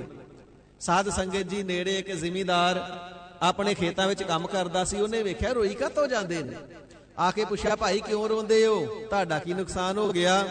ਕਹਿਣ ਲੱਗੇ ਜੀ ਘਰ ਦੇ ਵਿੱਚੋਂ ਸਲਾਹ ਕਰਕੇ 10 ਜਣੇ ਕਮਾਈ ਕਰਨ ਵਾਸਤੇ ਆਏ ਸਾਂ, ਹੱਥ ਫੜ ਕੇ ਨਦੀ ਨੂੰ ਲੰਘੇ ਆ, ਇੱਕ ਬੰਦਾ ਸਾਡਾ ਨਦੀ 'ਚ ਰੁੜ ਗਿਆ, 9 ਹੀ ਰਹਿ ਗਏ ਆ। ਤੇ ਉਸ ਜ਼ਿਮੀਂਦਾਰ ਨੇ ਦੇਖਿਆ ਪਹਿਲਾਂ ਤੇ ਇੱਥੇ ਪਾਣੀ ਹੈ ਨਹੀਂ, ਤੇ ਕਹੀ ਜਾਂਦੇ ਪਾਣੀ 'ਚ ਰੁੜ ਗਿਆ। ਫਿਰ ਆਪਣੇ ਮਨ ਵਿੱਚ ਗਿਣਤੀ ਕੀਤੀ, 10 ਪੂਰੇ ਨੇ। ਉਹਦੇ ਮਨ ਵਿੱਚ ਵੀ ਲਾਲਚ ਆ ਗਿਆ, ਕਹਿੰਦਾ ਕਮਲੇ ਲੱਗਦੇ ਨੇ, ਖੇਤਾਂ ਵਿੱਚ ਮੁਫਤ ਕੰਮ ਕਰਵਾਈਏ ਇਹਨਾਂ ਦੇ ਕੋਲੋਂ। ਕਹਿਣ ਲੱਗਾ ਜੇ ਮੈਂ ਤੁਹਾਡੇ 10 ਦੇ 10 ਬੰਦੇ ਪੂਰੇ ਕਰ ਦਿਆਂ ਫਿਰ ਕੀ, ਮੈਨੂੰ ਕੀ ਦਿਓਗੇ? ਕਹਿਣ ਲੱਗੇ ਜੇ ਤੁਸੀਂ ਸਾਡਾ ਡੁੱਬਿਆ ਬੰਦਾ ਲੱਭ ਦੇਵੋ, ਸਾਡੀ 10 ਦੀ ਗਿਣਤੀ ਪੂਰੀ ਕਰ ਦਿਓ, 1 ਮਹੀਨਾ ਬਿਨਾਂ ਤਨਖਾਹ ਤੋਂ ਕੰਮ ਕਰਾਂਗੇ, ਜਿਹੜਾ ਮਰਜ਼ੀ ਕੰਮ ਕਰਾ ਲਿਓ। ਜ਼ਿਮੀਂਦਾਰ ਖੁਸ਼ ਹੋ ਗਿਆ, ਕਹਿਣ ਲੱਗਾ ਸਾਰੇ ਲਾਈਨ ਵਿੱਚ ਖੜੇ ਹੋ ਜਾਓ। ਸਾਰੇ ਲਾਈਨ 'ਚ ਖੜੇ ਹੋ ਗਏ ਤੇ ਹਲ ਵਾਹੁਣ ਵੇਲੇ ਜਿਸ ਛਾਂਟੇ ਦੇ ਨਾਲ ਬਲਦਾਂ ਨੂੰ ਹਿੱਕਦਾ ਸੀ ਨਾ, ਸਭਨਾਂ ਨੂੰ ਇੱਕ ਇੱਕ ਛਾਂਟਾ ਮਾਰਿਆ। ਇੱਕ ਦੇ ਛਾਂਟਾ ਮਾਰ ਕੇ ਕਹਿੰਦਾ 1, ਦੂਜੇ ਦੇ ਮਾਰ ਕੇ ਕਹਿੰਦਾ 2, ਤੀਜੇ ਦੇ ਮਾਰਿਆ 3। ਇਸ ਪ੍ਰਕਾਰ 10 ਤਾਂ ਪੂਰੇ ਹੀ ਸੀ। 10 ਦੇ ਜਦੋਂ ਛਾਂਟਾ ਮਾਰਿਆ ਤਾਂ 10ਵੇਂ ਦੇ ਮਾਰ ਕੇ ਕਹਿੰਦਾ 10। ਸਾਰੇ ਬੜੇ ਖੁਸ਼ ਹੋਏ, ਜੀ ਇਸ ਬੰਦੇ ਨੇ ਤੇ ਸਾਡਾ 10ਵਾਂ ਬੰਦਾ ਪੂਰਾ ਕਰ ਦਿੱਤਾ, ਡੁੱਬਿਆ ਕੱਢ ਲਿਆਂਦਾ। ਕਹਿਣ ਲੱਗੇ 1 ਮਹੀਨੇ ਲਈ ਤੂੰ ਸਾਡਾ ਮਾਲਕ, ਅਸੀਂ ਤੇਰੇ ਨੌਕਰ, ਦੱਸ ਕੰਮ ਕੀ ਕਰੀਏ? ਉਸੇ ਵੇਲੇ ਕਹਿਣ ਲੱਗਾ ਮੈਂ ਘਰੋਂ ਜਾ ਕਰਕੇ ਤੁਹਾਡੇ ਵਾਸਤੇ ਪ੍ਰਸ਼ਾਦਾ ਪਾਣੀ ਲਿਆਉਣਾ। ਆ ਕਪਾਹ ਦੀ ਫਸਲ ਹੈ, ਇਸ ਨੂੰ ਗੋਡਣਾ ਕਰੋ। ਇਸ ਦੇ ਵਿੱਚ ਨਦੀਨ ਬੜਾ ਹੈ, ਇਹ ਕਾਈ ਹੈ, ਇਹ ਡੀਲਾ ਹੈ, ਇਹ ਖੱਬਲ ਹੈ। ਇਹਨਾਂ ਤਿੰਨਾਂ ਚੀਜ਼ਾਂ ਨੂੰ ਕੁੱਟ ਦਿਓ ਤੇ ਜਿਹੜੀ ਕਪਾਹ ਹੈ ਇਸ ਨੂੰ ਛੱਡੀ ਜਾਓ। ਆਪ ਤੇ ਉਹ ਜ਼ਿਮੀਂਦਾਰ ਘਰੋਂ ਪ੍ਰਸ਼ਾਦਾ ਲੈਣ ਚਲੇ ਗਿਆ। 10 ਆਪਸ ਵਿੱਚ ਸਲਾਹ ਕਰਨ ਲੱਗੇ, ਕਹਿਣ ਲੱਗੇ ਡੀਲਾ ਸਾਡਾ ਕਬੀਲਾ, ਖੱਬਲ ਸਾਡਾ ਟੱਬਰ, ਕਾਹੀ ਸਾਡੀ ਜੁਲਾਹੀ। ਆ ਚੌੜਿਆਂ ਪੱਤਿਆਂ ਵਾਲੀ ਕਿੱਥੋਂ ਆਈ? ਚੌੜਿਆਂ ਪੱਤਿਆਂ ਵਾਲੀ ਭਾਵ ਕਪਾਹ ਤੋਂ ਹੈ। ਕਹਿਣ ਲੱਗੇ ਚੌੜਿਆਂ ਪੱਤਿਆਂ ਵਾਲੀ ਨੂੰ ਪੁੱਟੋ, ਜਿਹੜੀ ਸਾਰਿਆਂ ਤੋਂ ਵੱਖਰੀ ਦਿਸਦੀ ਹੈ। ਜਦੋਂ ਉਹਨੂੰ ਕਿਸਾਨ ਪ੍ਰਸ਼ਾਦਾ ਪਾਣੀ ਲੈ ਕਰਕੇ ਆਇਆ, ਆ ਕੇ ਕੀ ਦੇਖਦਾ ਹੈ? ਸਾਰੇ ਖੇਤ ਦੇ ਵਿੱਚੋਂ ਕਪਾਹ ਪੁੱਟ ਕੇ ਸੁੱਟੀ ਜਾਂਦੇ ਨੇ, ਰੰਬੇ ਦੇ ਨਾਲ ਪੁੱਟੀ ਜਾਂਦੇ ਨੇ। ਨਾ ਡੀਲੇ ਨੂੰ ਕੁਛ ਆਖਿਆ, ਨਾ ਕਾਹੀ ਨੂੰ, ਨਾ ਖੱਬਲ ਨੂੰ। ਜਦੋਂ ਉਸਨੇ ਆ ਕੇ ਆਖਿਆ ਉਹ ਕਮਲਿਓ ਇਹ ਕੀ ਕਰਦੇ ਹੋ? ਕਹਿਣ ਲੱਗੇ ਜੀ ਕੰਮ ਕਰਦੇ ਹਾਂ। ਕੀ ਕੰਮ ਕਰਦੇ ਹੋ? ਤੁਹਾਨੂੰ ਕਿਹਾ ਸੀ ਕਪਾਹ ਗੋਡੋ। ਕਹਿੰਦੇ ਜੀ ਕਪਾਹ ਹੀ ਤਾਂ ਗੋਡਦੇ ਆ, ਤੁਸਾਂ ਕਪਾਹ ਗੋਡਣ ਲਈ ਕਿਹਾ ਸੀ, ਕਪਾਹ ਗੋਡ ਦਿੱਤੀ, ਪੁੱਟ ਕੇ ਸੁੱਟ ਦਿੱਤੀ। ਕਹਿੰਦਾ ਜੀ ਪੁੱਟੀ ਕਿਉਂ? ਉਹ ਗੱਲ ਦੁਹਰਾ ਦਿੱਤੀ, ਡੀਲਾ ਸਾਡਾ ਕਬੀਲਾ, ਖੱਬਲ ਸਾਡਾ ਟੱਬਰ, ਕਾਹੀ ਸਾਡੀ ਜੁਲਾਹੀ। ਇਹ ਚੌੜਿਆਂ ਪੱਤਿਆਂ ਵਾਲੀ ਕਿੱਥੋਂ ਆਈ? ਇਸ ਕਰਕੇ ਪੁੱਟ ਦਿੱਤੀ। ਜਾਣਿਆ ਕਹਿਣ ਲੱਗਾ ਬਹੁਤੇ ਹੀ ਕਮਲੇ ਨੇ। ਕਹਿੰਦਾ ਤੁਸਾਂ ਹੁਣ ਕਪਾਹ ਨਹੀਂ ਗੁੱਡਣੀ, ਕਪਾਹ ਰਹਿਣ ਦਿਓ, ਤੁਹਾਨੂੰ ਹੋਰ ਕੰਮ ਦੱਸਾਂਗਾ। ਉਹਨਾਂ ਨੂੰ ਆਪਣੇ ਨਾਲ ਲੈ ਗਿਆ। ਅਗਲੀ ਸਵੇਰ ਹੋਈ ਹੈ, ਗੱਡਾ ਦੇ ਕਰਕੇ ਤੋਰ ਦਿੱਤਾ। ਕਹਿੰਦਾ ਕਮਲੇ ਹੈਗੇ, ਜੋ ਸਾਹਮਣੇ ਦਿਸਦਾ ਵੱਡੀ ਪੁੱਟੀ ਜਾਂਦੇ ਆ, ਇਹਨਾਂ ਨੂੰ ਪੱਠੇ ਵੱਢਣ ਵਾਸਤੇ ਭੇਜ ਦਿੰਦੇ ਆ। ਗੱਡਾ ਦੇ ਕਰਕੇ ਸਾਰਿਆਂ ਨੂੰ ਤੋਰਿਆ। ਕਹਿੰਦਾ ਖੇਤਾਂ ਵਿੱਚ ਜਾਓ, ਪੱਠਿਆਂ ਦਾ ਗੱਡਾ ਭਰ ਕੇ ਫਿਰ ਵਾਪਸ ਲੈ ਕਰਕੇ ਆਓ, ਪਸ਼ੂਆਂ ਨੂੰ ਪਾਉਣਾ ਹੈ।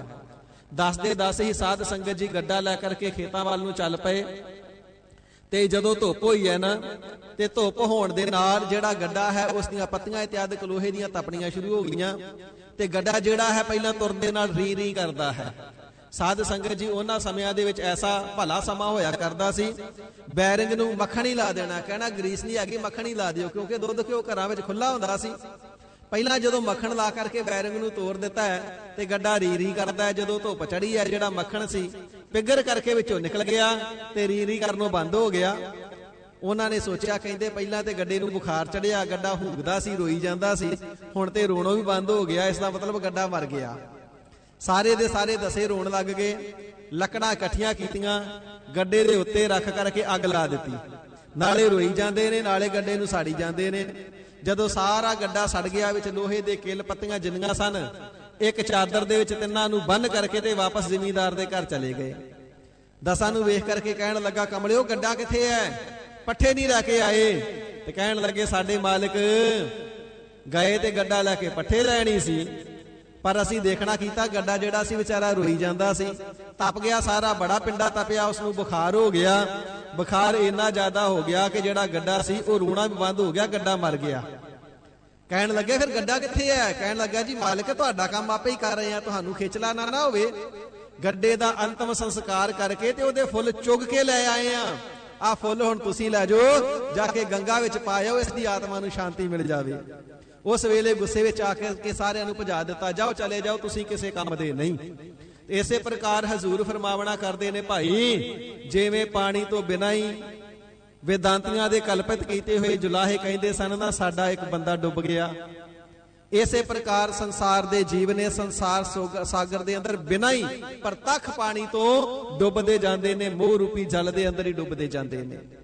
ਇਹਨਾਂ ਜੁਲਾਹਿਆਂ ਦਾ ਪ੍ਰਮਾਣ ਬਣਾ ਕਰਕੇ ਹੀ ਭਗਤ ਕਬੀਰ ਸਾਹਿਬ ਜੀ ਨੂੰ ਪੰਡਤ ਮਜ਼ਾਕ ਕਰਿਆ ਕਰਦੇ ਸਨ, ਤੁਸੀਂ ਤੇ ਕਮਲਿਆਂ ਦੀ ਜਾਤ ਚੋਂ ਹੋ, ਜਿਸ ਜਾਤ ਦੇ 10 ਕਮਲੇ ਜਲਾਏ ਹੋਏ ਨੇ।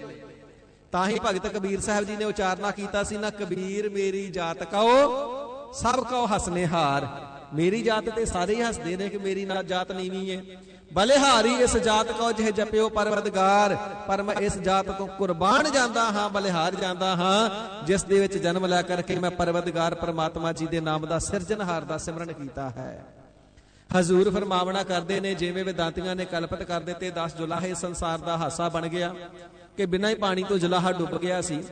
ਇਸ ਪ੍ਰਕਾਰ ਪ੍ਰਤੱਖ ਸੰਸਾਰ ਦੇ ਲੋਕ ਨੇ ਜਿਨ੍ਹਾਂ ਨੇ ਮਾਤ ਪਿਤਾ ਸੁਤ ਭਾਈ ਖਰੇ ਪਿਆਰੇ, ਮਾਤਾ ਨੂੰ ਪਿਤਾ ਨੂੰ ਸੁਤ ਸਪੁੱਤਰ ਨੂੰ ਭਾਈ ਭਰਾਵਾਂ ਨੂੰ ਖਰਾ ਮੋਹ ਕੀਤਾ, ਇਹਨਾਂ ਦੇ ਨਾਲ ਅਤਿਅੰਤ ਮੋਹ ਕੀਤਾ, ਨਿਸ਼ਕਾਮਤਾ ਵਾਲਾ ਪਿਆਰ ਨਹੀਂ। ਇਹਨਾਂ ਨੇ ਸਵਾਰਥ ਵਾਲਾ ਖਰਾ ਮੋਹ ਕਰਨਾ ਕੀਤਾ ਤੇ ਮੋਹ ਦੇ ਸਾਗਰ ਦੇ ਵਿੱਚ ਪ੍ਰਤੱਖ ਜਲ ਤੋਂ ਪ੍ਰਤੱਖ ਪਾਣੀ ਤੋਂ ਬਿਨਾਂ ਹੀ ਡੁੱਬ ਕੇ ਮਰ ਗਏ ਦੁਨੀਆ ਦੇ ਜੀਵ। ਡੂਬ ਮੁਏ ਬਿਨ ਪਾਣੀ, ਇਸ ਪ੍ਰਕਾਰ ਪ੍ਰਤੱਖ ਜਲ ਤੋਂ ਬਿਨਾਂ ਹੀ ਡੁੱਬ ਕਰਕੇ ਮਰ ਗਏ ਸਨ, ਮਰ ਰਹੇ ਹਨ ਤੇ ਮੋਹ ਦੇ ਮਾਰੇ ਹੋਏ ਅੱਗੇ ਵੀ ਇਸੇ ਪ੍ਰਕਾਰ ਡੁੱਬਦੇ ਰਹਿਣਗੇ। ਜਤ ਨਹੀਂ ਜਾਣੀ, ਸੋ ਐਸੇ ਮੋਹ ਵਿੱਚ ਡੁੱਬਣ ਵਾਲਿਆਂ ਨੇ, ਮੋਹ ਦੇ ਮਾਰਿਆਂ ਨੇ ਗੁਰ ਪਰਮਾਤਮਾ ਜੀ ਦੀ ਪ੍ਰਾਪਤੀ ਦੀ ਵਿਧੀ ਹੀ ਨਹੀਂ ਜਾਣੀ ਹੈ। ਇਸੇ ਪ੍ਰਕਾਰ ਗਤ ਨਹੀਂ ਜਾਣੀ, ਸਤਿਗੁਰੂ ਜੀ ਦੇ ਚਰਨਾਂ ਵਿੱਚ ਚੱਲ ਕਰਕੇ ਨਹੀਂ ਆਏ, ਇਸ ਕਰਕੇ ਵਾਹਿਗੁਰੂ ਜੀ ਦੀ ਪ੍ਰਾਪਤੀ ਨੂੰ ਨਹੀਂ ਜਾਣਿਆ ਹੈ। ਗਤ ਨਹੀਂ ਜਾਣੀ, ਗਤ ਦਾ ਅਰਥ ਹੈ ਮੁਕਤੀ, ਮੁਕਤੀ ਦੀ ਦਾਤ ਪ੍ਰਾਪਤ ਕਰਨੀ ਇਹਨਾਂ ਨੇ ਨਹੀਂ ਜਾਣੀ ਹੈ। ਹਉਮੈ ਧਾਤ ਸੰਸਾਰੇ, ਇਹ ਸਿੱਖੋ ਜਿਤਨੇ ਸੰਸਾਰ ਦੇ ਜੀਵ ਨੇ ਨਾ, ਇਹਨਾਂ ਦੇ ਹਿਰਦੇ ਨੂੰ ਹਉਮੈ ਲੱਗੀ ਹੋਈ ਏ ਤੇ ਹਉਮੈ ਲੱਗਣੇ ਕਰਕੇ ਧਾਤ ਦਾ ਅਰਥ ਹੈ ਦੌੜਨਾ, ਦੌੜੇ ਫਿਰਦੇ ਨੇ, ਭੱਜੇ ਫਿਰਦੇ ਨੇ। ਹੰਗਤਾ ਮਮਤਾ ਲੱਗੀ ਹੋਈ ਏ, ਪਦਾਰਥ ਮੇਰੇ ਨੇ, ਮੈਂ ਕੁਛ ਹਾਂ, ਇਸ ਪ੍ਰਕਾਰ ਆਪਣੇ ਆਪ ਨੂੰ ਕਲਪਿਤ ਕਰਕੇ ਵੱਡਾ ਜਣਾ ਕਰਕੇ ਮੈਂ ਹਾਂ, ਮੈਂ ਸੰਬੰਧੀ ਦੇ ਨਾਲੋਂ ਵੱਡਾ ਹੋ ਜਾਵਾਂ, ਗਵਾਂਢੀ ਨਾਲੋਂ ਵੱਡਾ ਹੋ ਜਾਵਾਂ, ਪਿੰਡ ਦੇ ਵਿੱਚ ਸਭ ਤੋਂ ਵੱਧ ਪਦਾਰਥ ਮੇਰੇ ਕੋਲ ਹੋਣ, ਐਵੇਂ ਆਪਣੀ ਹਉਮੈ ਨੂੰ ਪੱਠੇ ਪਾਉਣ ਵਾਸਤੇ ਅਥਵਾ ਹਉਮੈ ਦੇ ਵਿੱਚ ਲੱਗੇ ਹੋਏ ਹੀ ਦੌੜਦੇ ਫਿਰਦੇ ਨੇ। ਇਹ ਕਾਰਜ ਮੇਰਾ ਹੈ, ਇਹ ਸਾਰਾ ਅਡੰਬਰ ਮੇਰਾ ਹੈ। ਇਸ ਪ੍ਰਕਾਰ ਜਾਣ ਕਰਕੇ ਅਡੰਬਰਾਂ ਦੇ ਵਿੱਚ ਹੀ ਹਉਮੈ ਦੇ ਮਾਰੇ ਸੰਸਾਰ ਦੇ ਜੀਵ ਰਾਤ ਦਿਨ ਦੌੜੇ ਫਿਰਦੇ ਹਨ। ਜੋ ਆਇਆ ਸੋ ਸਭ ਕੋ ਜਾਸੀ, ਹੇ ਗਰੀਬ ਨਿਵਾਜ ਸੱਚੇ ਪਾਤਸ਼ਾਹ ਜੀ, ਇਸ ਹਉਮੈ ਤੋਂ ਕੋਈ ਬਚ ਵੀ ਸਕਦਾ ਹੈ ਜਿਹੜਾ ਸਥਿਰ ਹੋ ਜਾਵੇ, ਟਿਕ ਜਾਵੇ। ਤੇ ਮਹਾਰਾਜ ਫਰਮਾਉਂਦੇ ਨੇ, ਪਿਆਰਿਓ ਸੰਸਾਰ ਦੇ ਵਿੱਚ ਜਿਹੜਾ ਵੀ ਜਨਮ ਲੈ ਕਰਕੇ ਆਇਆ ਸਰੀਰ ਕਰਕੇ ਤੇ ਸਾਰਿਆਂ ਨੇ ਜਾਣਾ ਹੈ। ਰਾਣਾ ਰਾਓ ਨਾ ਕੋ ਰਹੈ, ਰੰਗ ਨਾ ਤੁੰਗ ਫਕੀਰ, ਵਾਰੀ ਆਪੋ ਆਪਣੀ ਕੋਈ ਨਾ ਬੰਧੈ ਧੀਰ। ਆਪੋ ਆਪਣੀ ਵਾਰੀ ਅਨੁਸਾਰ ਸਾਰਿਆਂ ਚਲੇ ਜਾਣਾ। ਸਥਿਰ ਤਾਂ ਸਰੀਰ ਕਰਕੇ ਸੰਸਾਰ ਦੇ ਅੰਦਰ ਕੋਈ ਵੀ ਨਹੀਂ ਹੈ। ਉਬਰੇ ਗੁਰ ਵਿਚਾਰੇ, ਪਰ ਜਿਨ੍ਹਾਂ ਨੇ ਸਤਿਗੁਰੂ ਜੀ ਦੀ ਚਰਣੀ ਲੱਗ ਕਰਕੇ ਸਤਿਗੁਰੂ ਜੀ ਤੋਂ ਉਪਦੇਸ਼ ਦੀ ਦਾਤ ਪ੍ਰਾਪਤ ਕੀਤੀ ਏ, ਨਾਮ ਦੀ ਦਾਤ ਪ੍ਰਾਪਤ ਕੀਤੀ ਏ ਨਾ, ਉਬਰੇ, ਉਹ ਤਰ ਗਏ ਨੇ। ਗੁਰ ਵਿਚਾਰੇ, ਜਿਨ੍ਹਾਂ ਨੇ ਸਤਿਗੁਰੂ ਜੀ ਦੀ ਅੰਮ੍ਰਿਤ ਗੁਰਬਾਣੀ ਦੀ ਵਿਚਾਰ ਹਿਰਦੇ ਦੇ ਅੰਦਰ ਕਰਨਾ ਕੀਤੀ ਏ। ਸਿੱਖੀ ਸਿੱਖਿਆ ਗੁਰ ਵਿਚਾਰ, ਗੁਰ ਸ਼ਬਦ ਦੀ ਵਿਚਾਰ ਕਰਦਿਆਂ ਹੋਇਆਂ ਸਤਿਗੁਰੂ ਜੀ ਦੇ ਪਾਸਿਓਂ ਸਿੱਖਿਆ ਲੈ ਕਰਕੇ ਸਿੱਖ ਬਣੇ, ਸਤਿਗੁਰੂ ਜੀ ਦੇ ਪਿਆਰ ਦੇ ਅੰਦਰ ਜੁੜਦੇ ਨੇ, ਸਿਮਰਨ ਦਾ ਅਭਿਆਸ ਕਰਦੇ ਨੇ, ਸਤ ਸੰਗਤ ਦੇ ਅੰਦਰ ਚੱਲ ਕਰਕੇ ਆਉਂਦੇ ਨੇ, ਬੈਠ ਕਰਕੇ ਨਾਮ ਬਾਣੀ ਦੀ ਬਰਕਤ ਨੂੰ, ਗੁਣਾਂ ਨੂੰ, ਹਰ ਜਸ ਨੂੰ ਸਰਵਣ ਕਰਦੇ ਨੇ, ਕਥਾ ਕੀਰਤਨ ਨੂੰ ਸਰਵਣ ਕਰਦੇ ਨੇ ਤੇ ਰਸਨਾ ਦੇ ਨਾਲ ਜਪਦੇ ਨੇ ਸਤਨਾਮ ਸ੍ਰੀ ਵਾਹਿਗੁਰੂ। ਭਾਈ ਉਹ ਤਰਦੇ ਨੇ। ਬਾਕੀ ਤਾਂ ਸੰਸਾਰ ਦੇ ਜੀਵ ਡੂਬ ਮੋਏ ਬਿਨ ਬਾਣੀ, ਪਰ ਜਿਹੜੇ ਗੁਰੂ ਕੀ ਵਿਚਾਰ ਨੂੰ ਧਾਰਨ ਕਰਦੇ ਨੇ, ਸਰਵਣ ਕਰਦੇ ਨੇ, ਗ੍ਰਹਿਣ ਕਰਦੇ ਨੇ, ਅਥਵਾ ਗੁਰੂ ਕੀ ਵਿਚਾਰ ਨੂੰ ਕਥਨ ਕਰਦੇ ਨੇ ਤੇ ਕੰਨਾਂ ਦੁਆਰਾ ਸ਼ਰਵਣ ਕਰਦੇ ਨੇ, ਉਹ ਇਸ ਸੰਸਾਰ ਸਾਗਰ ਤੋਂ ਉਬਰਦੇ ਨੇ, ਤਰ ਜਾਂਦੇ ਹਨ। ਗੁਰਮੁਖ ਹੋਵੇ RAM ਨਾਮ ਵਖਾਣਾ। ਹੇ ਗਰੀਬ ਨਿਵਾਜ ਜੀ, ਫਿਰ ਤੇ ਸਾਰਿਆਂ ਨੂੰ ਨਾਮ ਜਪਣਾ ਲੋੜੀਂਦਾ ਹੈ, ਸਾਰਿਆਂ ਨੂੰ ਗੁਰਚਰਨੀ ਲੱਗ ਕਰਕੇ ਵਿਚਾਰ ਕਰਨੀ ਲੋੜੀਂਦੀ ਹੈ। ਤੇ ਹਜ਼ੂਰ ਫਰਮਾਵਣਾ ਕਰਦੇ ਨੇ, ਭਾਈ ਚਾਹੀਦਾ ਤੇ ਸਾਰਿਆਂ ਨੂੰ ਹੈ, ਪਰ ਸਾਰੇ ਜਪਦੇ ਨਹੀਂ, ਸਾਰੇ ਗੁਰੂ ਕੇ ਚਰਨਾਂ ਦੀ ਸ਼ਰਨ ਵਿਖੇ ਚੱਲ ਕਰਕੇ ਆਉਂਦੇ ਨਹੀਂ, ਸਾਰੇ ਗੁਰਮਤੀਏ ਬਣਦੇ ਨਹੀਂ, ਸਤਿਗੁਰੂ ਜੀ ਦੀ ਵਿਚਾਰ ਸਾਰੇ ਗ੍ਰਹਿਣ ਨਹੀਂ ਕਰਦੇ ਹਨ। ਪਰ ਸਾਰਿਆਂ ਦੇ ਵਿੱਚੋਂ ਜਿਹੜਾ ਵੀ ਕੋਈ ਗੁਰਮੁਖ ਹੋ ਜਾਵੇ, ਗੁਰਮੁਖ ਹੋਵੇ RAM ਨਾਮ ਵਖਾਣਾ, ਜਿਹੜਾ ਕੋਈ ਗੁਰਮੁਖ ਹੋ ਜਾਵੇ, ਪਰਮਾਤਮਾ ਜੀ ਦੇ ਨਾਮ ਦਾ ਵਖਿਆਣ ਕਰੇ, ਪਰਮਾਤਮਾ ਜੀ ਦੇ ਨਾਮ ਨੂੰ ਜਪਣਾ ਉਚਾਰਨਾ ਕਰੇ, ਸਤਨਾਮ ਸ੍ਰੀ ਵਾਹਿਗੁਰੂ। ਪਰਮਾਤਮਾ ਜੀ ਦੇ ਨਾਮ ਨੂੰ ਜਿਹੜਾ ਵਖਿਆਣ ਕਰਦਾ ਹੈ, ਜਪਦਾ ਹੈ, ਉਚਾਰਦਾ ਹੈ, ਆਪ ਤਰੈ ਕੁਲ ਤਾਰੇ। ਉਹ ਆਪ ਦੇ ਸੰਸਾਰ ਸਾਗਰ ਤੋਂ ਤਾਰੀ ਜਾਂਦਾ ਹੈ, ਆਪਣੀਆਂ ਬੇਅੰਤ ਕੁਲਾਂ ਨੂੰ ਵੀ ਤਾਰ ਲੈਂਦਾ ਹੈ। ਪ੍ਰਹਿਲਾਦ ਜਨ ਕੇ 21 ਹੀ ਕੁਲ ਉਧਾਰੇ, ਜਿਵੇਂ ਪ੍ਰਹਿਲਾਦ ਨਾਮ ਜਪ ਕੇ ਸਿਮਰਨ ਕਰਕੇ ਭਗਤੀ ਕਰਕੇ ਆਪ ਤੇ ਤਰ ਗਿਆ, ਭਗਵਾਨ ਜੀ ਨੇ ਤਿਸ ਦੀਆਂ 21 ਕੁਲਾਂ ਵੀ ਤਾਰ ਦਿੱਤੀਆਂ। 21 ਕੁਲਾਂ ਤੇ ਤਾਰੀਆਂ।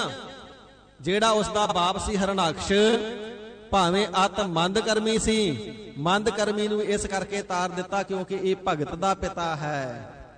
ਜਿਸ ਸਿਮਰਤ ਸਭ ਕਿਲ ਵਿਖ ਨਾ ਸਹੇ, ਪਿਤਰੀ ਹੋਏ ਉਧਾਰੋ। ਜਿਸ ਦਾ ਨਾਮ ਜਪਣ ਦੇ ਨਾਲ ਪਿਤਰਾਂ ਦਾ, ਬਾਪ ਦਾਦੇ ਪੜਦਾਦੇ ਇਤਿਆਦਿਕ ਵੱਡੇ ਵਡੇਰਿਆਂ ਸਭਨਾਂ ਦਾ ਭਲਾ ਹੋ ਜਾਂਦਾ ਹੈ, ਸਭਨਾਂ ਦਾ ਉਧਾਰ ਹੋ ਜਾਂਦਾ ਹੈ। ਪਿਆਰਿਓ ਐਸਾ ਹੈ ਨਾਮ, ਸੋ ਗੁਰਮੁਖ ਹੋਵੇ RAM ਨਾਮ ਵਖਾਣਾ। ਗੁਰਮੁਖ ਹੋ ਜਾਵੇ, ਛੱਡ ਦੇਵੇ ਅਗਿਆਨਤਾ ਨੂੰ, ਛੱਡ ਦੇਵੇ ਮਨਮੁਖਤਾਈਆਂ ਨੂੰ, ਛੱਡ ਦੇਵੇ ਮੰਦ ਕਰਮਾਂ ਨੂੰ, ਛੱਡ ਦੇਵੇ ਚੋਰੀ ਚਕਾਰੀ ਨੂੰ, ਛੱਡ ਦੇਵੇ ਮੰਦ ਦ੍ਰਿਸ਼ਟੀ ਨੂੰ, ਛੱਡ ਦੇਵੇ ਨਿੰਦਿਆ ਚੁਗਲੀ ਨੂੰ, ਕਥਨ ਕਰਨਾ ਤੇ ਕੰਨਾਂ ਦੇ ਨਾਲ ਸੁਣਨਾ। ਗੁਰਮੁਖ ਹੋਵੇ, ਜੋ ਗੁਰਮੁਖ ਮੁਖੀ ਗੁਰੂ ਨੇ, ਪੂਰੇ ਸਤਿਗੁਰੂ ਜੀ ਨੇ, ਨਾਨਕ ਗੁਰੂ ਗੋਬਿੰਦ ਸਿੰਘ ਪੂਰਨ ਗੁਰ ਅਵਤਾਰ। ਗਿਆਨ ਧਿਆਨ ਕਿਛ ਕਰਮ ਨਾ ਜਾਣਾ, ਸਾਰ ਨਾ ਜਾਣਾ ਤੇਰੀ, ਸਭ ਤੇ ਵੱਡਾ ਸਤਿਗੁਰ ਨਾਨਕ ਜਿਨ ਗੱਲ ਰਾਖੀ ਮੇਰੀ। ਜਿਹੜੇ ਮੁਖੀ ਗੁਰੂ ਨੇ, ਸਭ ਤੋਂ ਵੱਡੇ ਨੇ ਨਾ, ਹੋਵੇ ਬਸ ਉਸ ਮੁਖੀ ਗੁਰੂ ਦਾ ਹੀ ਹੋ ਜਾਵੇ, ਪੂਰੇ ਗੁਰੂ ਦਾ ਹੀ ਹੋ ਜਾਵੇ। ਮਨ ਦੇ ਵਿੱਚੋਂ ਹਉਮੈ ਨੂੰ ਮਿਟਣਾ ਕਰੇ, ਪਦਾਰਥਾਂ ਦਾ ਸੰਬੰਧੀਆਂ ਦਾ ਮੋਹ ਮਿਟਣਾ ਕਰੇ ਤੇ ਗੁਰੂ ਕਾ ਹੀ ਹੋ ਜਾਣਾ ਕਰੇ। ਤੇ ਜਿਸ ਵੇਲੇ ਗੁਰੂ ਕਾ ਹੋ ਜਾਂਦਾ ਨਾ, ਸਤਿਗੁਰੂ ਜੀ ਕਿਰਪਾਲਤਾ ਕਰਕੇ ਨਾਮ ਦੀ ਦਾਤ ਬਖਸ਼ਿਸ਼ ਕਰਨਾ ਕਰਦੇ ਨੇ।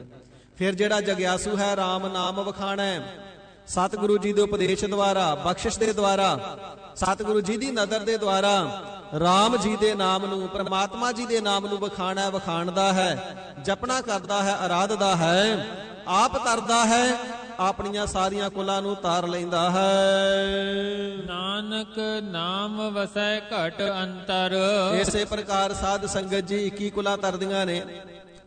ਜਿਹੜਾ ਵੀ ਜੀਵ ਸਿਮਰਨ ਕਰਨ ਵਾਲਾ ਹੁੰਦਾ ਹੈ, 7 ਕੁਲਾਂ ਨਾਨਕਿਆਂ ਦੀਆਂ, 7 ਕੁਲਾਂ ਦਾਦਕਿਆਂ ਦੀਆਂ ਤੇ 7 ਕੁਲਾਂ ਸਹੁਰਿਆਂ ਦੀਆਂ। ਇਸ ਪ੍ਰਕਾਰ 21 ਕੁਲਾਂ ਤਰ ਜਾਂਦੀਆਂ ਨੇ। ਤੇ ਇਹ ਜਿਹੜੀਆਂ 21 ਕੁਲਾਂ ਨੇ, ਇਹਨਾਂ ਸਾਰੀਆਂ ਕੁਲਾਂ ਨੇ ਜੀਵ ਦੇ ਨਾਲ ਕਿਧਰੇ ਨਾ ਕਿਧਰੇ ਮੋਹ ਅਥਵਾ ਪਿਆਰ ਕੀਤਾ ਹੁੰਦਾ ਹੈ। ਮਾਤਾ ਪਿਤਾ ਬੱਚੇ ਦੀ ਪਰਵਰਿਸ਼ ਕਰਦੇ ਨੇ, ਭੈਣ ਭਰਾ ਖਿਡਾਉਂਦੇ ਨੇ, ਚਾਚੇ ਤਾਏ ਸਕੇ ਸੰਬੰਧੀ ਖਿਡਾਉਂਦੇ ਨੇ। ਇਸੇ ਪ੍ਰਕਾਰ ਸਮਾਂ ਪਾ ਕਰਕੇ ਪੁੱਤਰ ਧੀਆਂ ਪੋਤੇ ਸੇਵਾ ਕਰਦੇ ਨੇ। ਇਸ ਕਰਕੇ ਹਰੀ ਅਕਾਲ ਪੁਰਖ ਵਾਹਿਗੁਰੂ ਜੀ ਸਭਨਾਂ ਨੂੰ ਤਾਰ ਦਿੰਦੇ ਨੇ। ਇਹਨਾਂ ਨੇ ਨਾਮ ਭਾਵੇਂ ਨਹੀਂ ਜਪਿਆ, ਪਰ ਨਾਮ ਜਪਣ ਵਾਲੇ ਨੂੰ ਕਦੇ ਗੋਦ ਵਿੱਚ ਖਿਡਾਇਆ ਹੈ। ਨਾਮ ਜਪਿਆ ਜਿਸ ਪ੍ਰਾਣੀ ਨੇ, ਕਦੇ ਬਚਪਨ ਦੇ ਵਿੱਚ ਉਸ ਦੇ ਮੁਖ ਦੇ ਵਿੱਚ ਨਿਵਾਲੇ ਪਾਏ ਨੇ, ਕਦੇ ਉਸ ਨੂੰ ਹਸਾਇਆ ਹੈ, ਕਦੇ ਉਸ ਨੂੰ ਬਸਤਰ ਦਿੱਤੇ ਨੇ, ਕਦੇ ਲੋੜਾਂ ਪੂਰੀਆਂ ਕੀਤੀਆਂ ਨੇ। ਜਿਨ੍ਹਾਂ ਨੇ ਲੋੜਾਂ ਪੂਰੀਆਂ ਕੀਤੀਆਂ, ਉਹਨਾਂ ਦੇ ਪੁੱਤ ਪੋਤੇ ਵੀ ਅੱਗੇ ਤਾਰ ਦਿੱਤੇ, 7 ਕੁਲਾਂ ਤੱਕ ਉਹਨਾਂ ਦਾ ਭਲਾ ਹੋ ਗਿਆ। ਇਸੇ ਪ੍ਰਕਾਰ ਨਾਨਕੇ ਤੇ ਦਾਦਕੇ ਵੀ ਪਿਆਰ ਕਰਦੇ ਨੇ ਬੱਚੇ ਨੂੰ, ਸਾਡਾ ਭਤੀਜਾ ਹੈ। ਨਾਨਕੇ ਪਿਆਰ ਕਰਦੇ ਨੇ, ਸਾਡਾ ਦੋਤਾ ਹੈ। ਨਾਨੀ ਨਾਨਾ ਮਾਮੇ ਮਾਸੀਆਂ ਸਾਰੇ ਲਾਡ ਲਡਾਉਂਦੇ ਨੇ। ਉਹਨਾਂ ਦੇ ਪੁੱਤਰ ਧੀਆਂ ਚਾਅ ਕਰਦੇ ਨੇ, ਸਾਡਾ ਭਰਾਤਾ ਆਇਆ, ਸਾਡੀ ਭੈਣ ਆਈ ਹੈ, ਉਹਨਾਂ ਨੂੰ ਵੀ ਤਾਰ ਦਿੰਦੇ ਨੇ। ਬੀਬੀ ਵਿਆਹੀ ਹੋਈ ਆਪਣੇ ਸਹੁਰੇ ਪਰਿਵਾਰ ਵਿੱਚ ਜਾਂਦੀ ਹੈ, ਸੱਸ ਸਹੁਰਾ ਧੀਆਂ ਜਾਣ ਕੇ ਪਿਆਰ ਕਰਦੇ ਨੇ, ਜਿਹੜੇ ਚੰਗੇ ਸੰਸਕਾਰੀ ਨੇ। ਦੇਰ ਜੇਠ ਜਿਹੜੇ ਨੇ ਸਤਿਕਾਰ ਕਰਦੇ ਨੇ, ਅਦਬ ਕਰਦੇ ਨੇ। ਛੋਟੇ ਬੱਚੇ ਅਦਬ ਕਰਦੇ ਨੇ। ਸੋ ਜਿਨ੍ਹਾਂ ਨੇ ਅਦਬ ਕੀਤਾ, ਜਿਨ੍ਹਾਂ ਨੇ ਜਿਉ ਆਇਆ ਆਖਿਆ, ਜਿਨ੍ਹਾਂ ਨੇ ਧੀਆਂ ਜਾਣ ਕੇ ਲਾਡ ਲਡਾਇਆ, 7 ਕੁਲਾਂ ਉਹਨਾਂ ਦੀਆਂ ਵੀ ਤਰ ਜਾਂਦੀਆਂ ਨੇ। ਇਸੇ ਪ੍ਰਕਾਰ ਜਿਹੜਾ ਜੀਵ ਗੁਰਮੁਖ ਪਿਆਰਾ ਹੈ, ਸਹੁਰੇ ਜਾਂਦਾ ਹੈ, ਤੇ ਜਿਹੜੇ ਉਸ ਦੇ ਸੰਬੰਧੀ ਨੇ, ਸਹੁਰੇ ਨੇ, ਸਨਮਾਨ ਕਰਦੇ ਨੇ। ਸਾਡੀ ਧੀ ਦਾ ਘਰ ਇਸ ਦੇ ਦੁਆਰਾ ਵਸਦਾ ਹੈ, ਇਸ ਦੇ ਨਾਲ ਸਾਡੀ ਧੀ ਖੁਸ਼ੀਆਂ ਦੇ ਸਹਿਤ ਵਸਦੀ ਹੈ, ਉਹ ਸਨਮਾਨ ਕਰਦੇ ਨੇ। ਤੇ ਉਹਨਾਂ ਦੀਆਂ 7 ਕੁਲਾਂ ਕਹਿਣ ਤੋਂ ਭਾਵ ਸਰੀਰ ਕਰਕੇ ਚਾਹੇ ਕੋਈ ਨਾਰੀ ਹੈ ਚਾਹੇ ਪੁਰਸ਼ ਹੈ, ਜਿਹੜਾ ਨਾਮ ਦਾ ਰਸੀਆ ਹੈ ਉਹਦੀਆਂ 21 ਕੁਲਾਂ ਤੇ ਸੁਭਾਵਿਕ ਹੀ ਤਰ ਜਾਂਦੀਆਂ ਨੇ। ਵੱਡੇ ਵਡੇਰਿਆਂ ਦਾ ਵੀ ਉਧਾਰ ਹੋ ਜਾਂਦਾ ਹੈ, ਬਾਪ ਦਾਦਾ ਪੜਦਾਦਾ ਉਹ ਵੀ ਤਰ ਜਾਂਦੇ ਨੇ। ਇਹ ਸਾਧ ਸੰਗਤ ਜੀ ਸ੍ਰੀ ਅਮੀਰ ਭੰਡਾਰ ਗ੍ਰੰਥ ਦੇ ਅੰਦਰ ਮਹਾਂਪੁਰਖ ਸੰਤ ਬਾਬਾ ਕਿਰਪਾਲ ਸਿੰਘ ਜੀ ਨੇ 101 ਕੁਲਾਂ ਦਾ ਵਰਣਨ ਵੀ ਕੀਤਾ ਹੈ ਕਿ ਜਿਹੜੇ ਨਾਮ ਦੇ ਰਸੀਏ ਨੇ ਨਾ, ਉਹਨਾਂ ਦੀਆਂ 21 ਹੀ ਨਹੀਂ, ਇਸ ਤੋਂ ਵੱਧ 101 ਕੁਲਾਂ ਤਰ ਜਾਂਦੀਆਂ ਨੇ। ਐਸੀ ਬਰਕਤ ਹੈ ਨਾਮ ਦੀ। ਸਾਧ ਸੰਗਤ ਜੀ ਕੁਲ ਦੇ ਅੰਦਰ ਇੱਕ ਨਾਮ ਜਪਣ ਵਾਲਾ ਪੈਦਾ ਹੋ ਜਾਵੇ ਤੇ ਕਿੰਨਿਆਂ ਦਾ ਭਲਾ ਹੋ ਜਾਂਦਾ ਹੈ। ਇਸੇ ਪ੍ਰਕਾਰ ਉਸਦੇ ਜਿਹੜੇ ਸੰਗੀ ਹਨ, ਸਾਥੀ ਹਨ, ਉਹਨਾਂ ਸੰਗੀਆਂ ਸਾਥੀਆਂ ਨੂੰ ਵੀ ਨਾਮ ਜਪਾ ਕਰਕੇ ਤਾਰਦਾ ਹੈ, ਉਹਨਾਂ ਦਾ ਵੀ ਭਲਾ ਹੋ ਜਾਂਦਾ ਹੈ। ਤੇ ਪਾਤਸ਼ਾਹ ਜੀ ਫਰਮਾਵਣਾ ਕਰਦੇ ਨੇ, ਗੁਰਮੁਖ ਹੋਵੈ RAM ਨਾਮ ਵਖਾਣੈ। ਗੁਰਮੁਖ ਹੋ ਜਾਵੇ, ਛੱਡ ਦੇਵੇ ਮਨ ਮੁਖਤਾਈਆਂ ਨੂੰ, ਛੱਡ ਦੇਵੇ ਵਿਕਾਰਾਂ ਨੂੰ, ਛੱਡ ਦੇਵੇ ਮਨ ਦੀਆਂ ਮੈਲਾਂ ਨੂੰ, ਤੇ RAM ਜੀ ਦੇ ਨਾਮ ਦਾ ਵਖਿਆਨ ਕਰੇ, ਵਾਹਿਗੁਰੂ ਜੀ ਦੇ ਨਾਮ ਦਾ ਵਖਿਆਨ ਕਰੇ। ਪ੍ਰਾਪਤੀ ਕੀ ਹੁੰਦੀ ਹੈ? ਆਪ ਤਰੈ, ਆਪ ਤਰ ਜਾਂਦਾ ਹੈ। ਕੁਲ ਤਾਰੇ 21 ਕੁਲਾਂ ਅਥਵਾ 101 ਕੁਲਾਂ ਉਸ ਪਿਆਰੇ ਦੀਆਂ ਤਰ ਜਾਂਦੀਆਂ ਨੇ। ਤੇ ਹਜ਼ੂਰ ਪਾਤਸ਼ਾਹ ਸ੍ਰੀ ਗੁਰੂ ਅਮਰਦਾਸ ਸੱਚੇ ਪਾਤਸ਼ਾਹ ਜੀ ਕਥਨ ਕਰਨਾ ਕਰਦੇ ਨੇ, ਨਾਨਕ ਨਾਮ ਵਸੈ ਘਟ ਅੰਤਰ। ਜਿਨ੍ਹਾਂ ਦੇ ਹਿਰਦੇ ਰੂਪੀ ਘਰ ਦੇ ਅੰਦਰ ਹਰੀ ਅਕਾਲ ਪੁਰਖ ਵਾਹਿਗੁਰੂ ਜੀ ਦਾ ਨਾਮ ਵਸਦਾ ਹੈ। ਗੁਰਮਤਿ ਮਿਲੇ ਪਿਆਰੇ, ਉਹ ਗੁਰਮਤ ਦੇ ਧਾਰਨੀਏ, ਗੁਰਮਤੀਏ ਪਿਆਰੇ ਹਰੀ ਅਕਾਲ ਪੁਰਖ ਵਾਹਿਗੁਰੂ ਜੀ ਨੂੰ ਮਿਲੇ ਨੇ। ਉਹਨਾਂ ਦਾ ਵਿਛੋੜਾ ਕਟਿਆ ਗਿਆ, ਵਿਛੋੜੇ ਦੇ ਦੁੱਖ ਕਟੇ ਗਏ। ਸਾਧ ਸੰਗਤ ਜੀ ਵਿਛੋੜਾ ਵੱਡਾ ਭਾਰੀ ਦੁੱਖ ਹੈ। ਦੁੱਖ ਵਿਛੋੜਾ ਸਭ ਤੋਂ ਪਹਿਲਾ ਜਿਹੜਾ ਦੁੱਖ ਹੈ ਉਹ ਵਿਛੋੜੇ ਦਾ ਹੈ। ਇੱਕ ਦੁੱਖ ਭੂਖ, ਦੂਜਾ ਦੁੱਖ ਭੁੱਖ ਨੂੰ ਮੰਨਿਆ ਜਾਂਦਾ ਹੈ। ਰਤਨ ਸਿੰਘ ਜੀ ਭੰਗੂ ਪ੍ਰਾਚੀਨ ਪੰਥ ਪ੍ਰਕਾਸ਼ ਦੇ ਅੰਦਰ ਲਿਖਣਾ ਕਰਦੇ ਨੇ ਕਿ ਇਹ ਜਿਹੜੀ ਭੁੱਖ ਹੈ ਇਹ ਮੌਤ ਤੋਂ ਵੀ ਬੁਰੀ ਹੈ।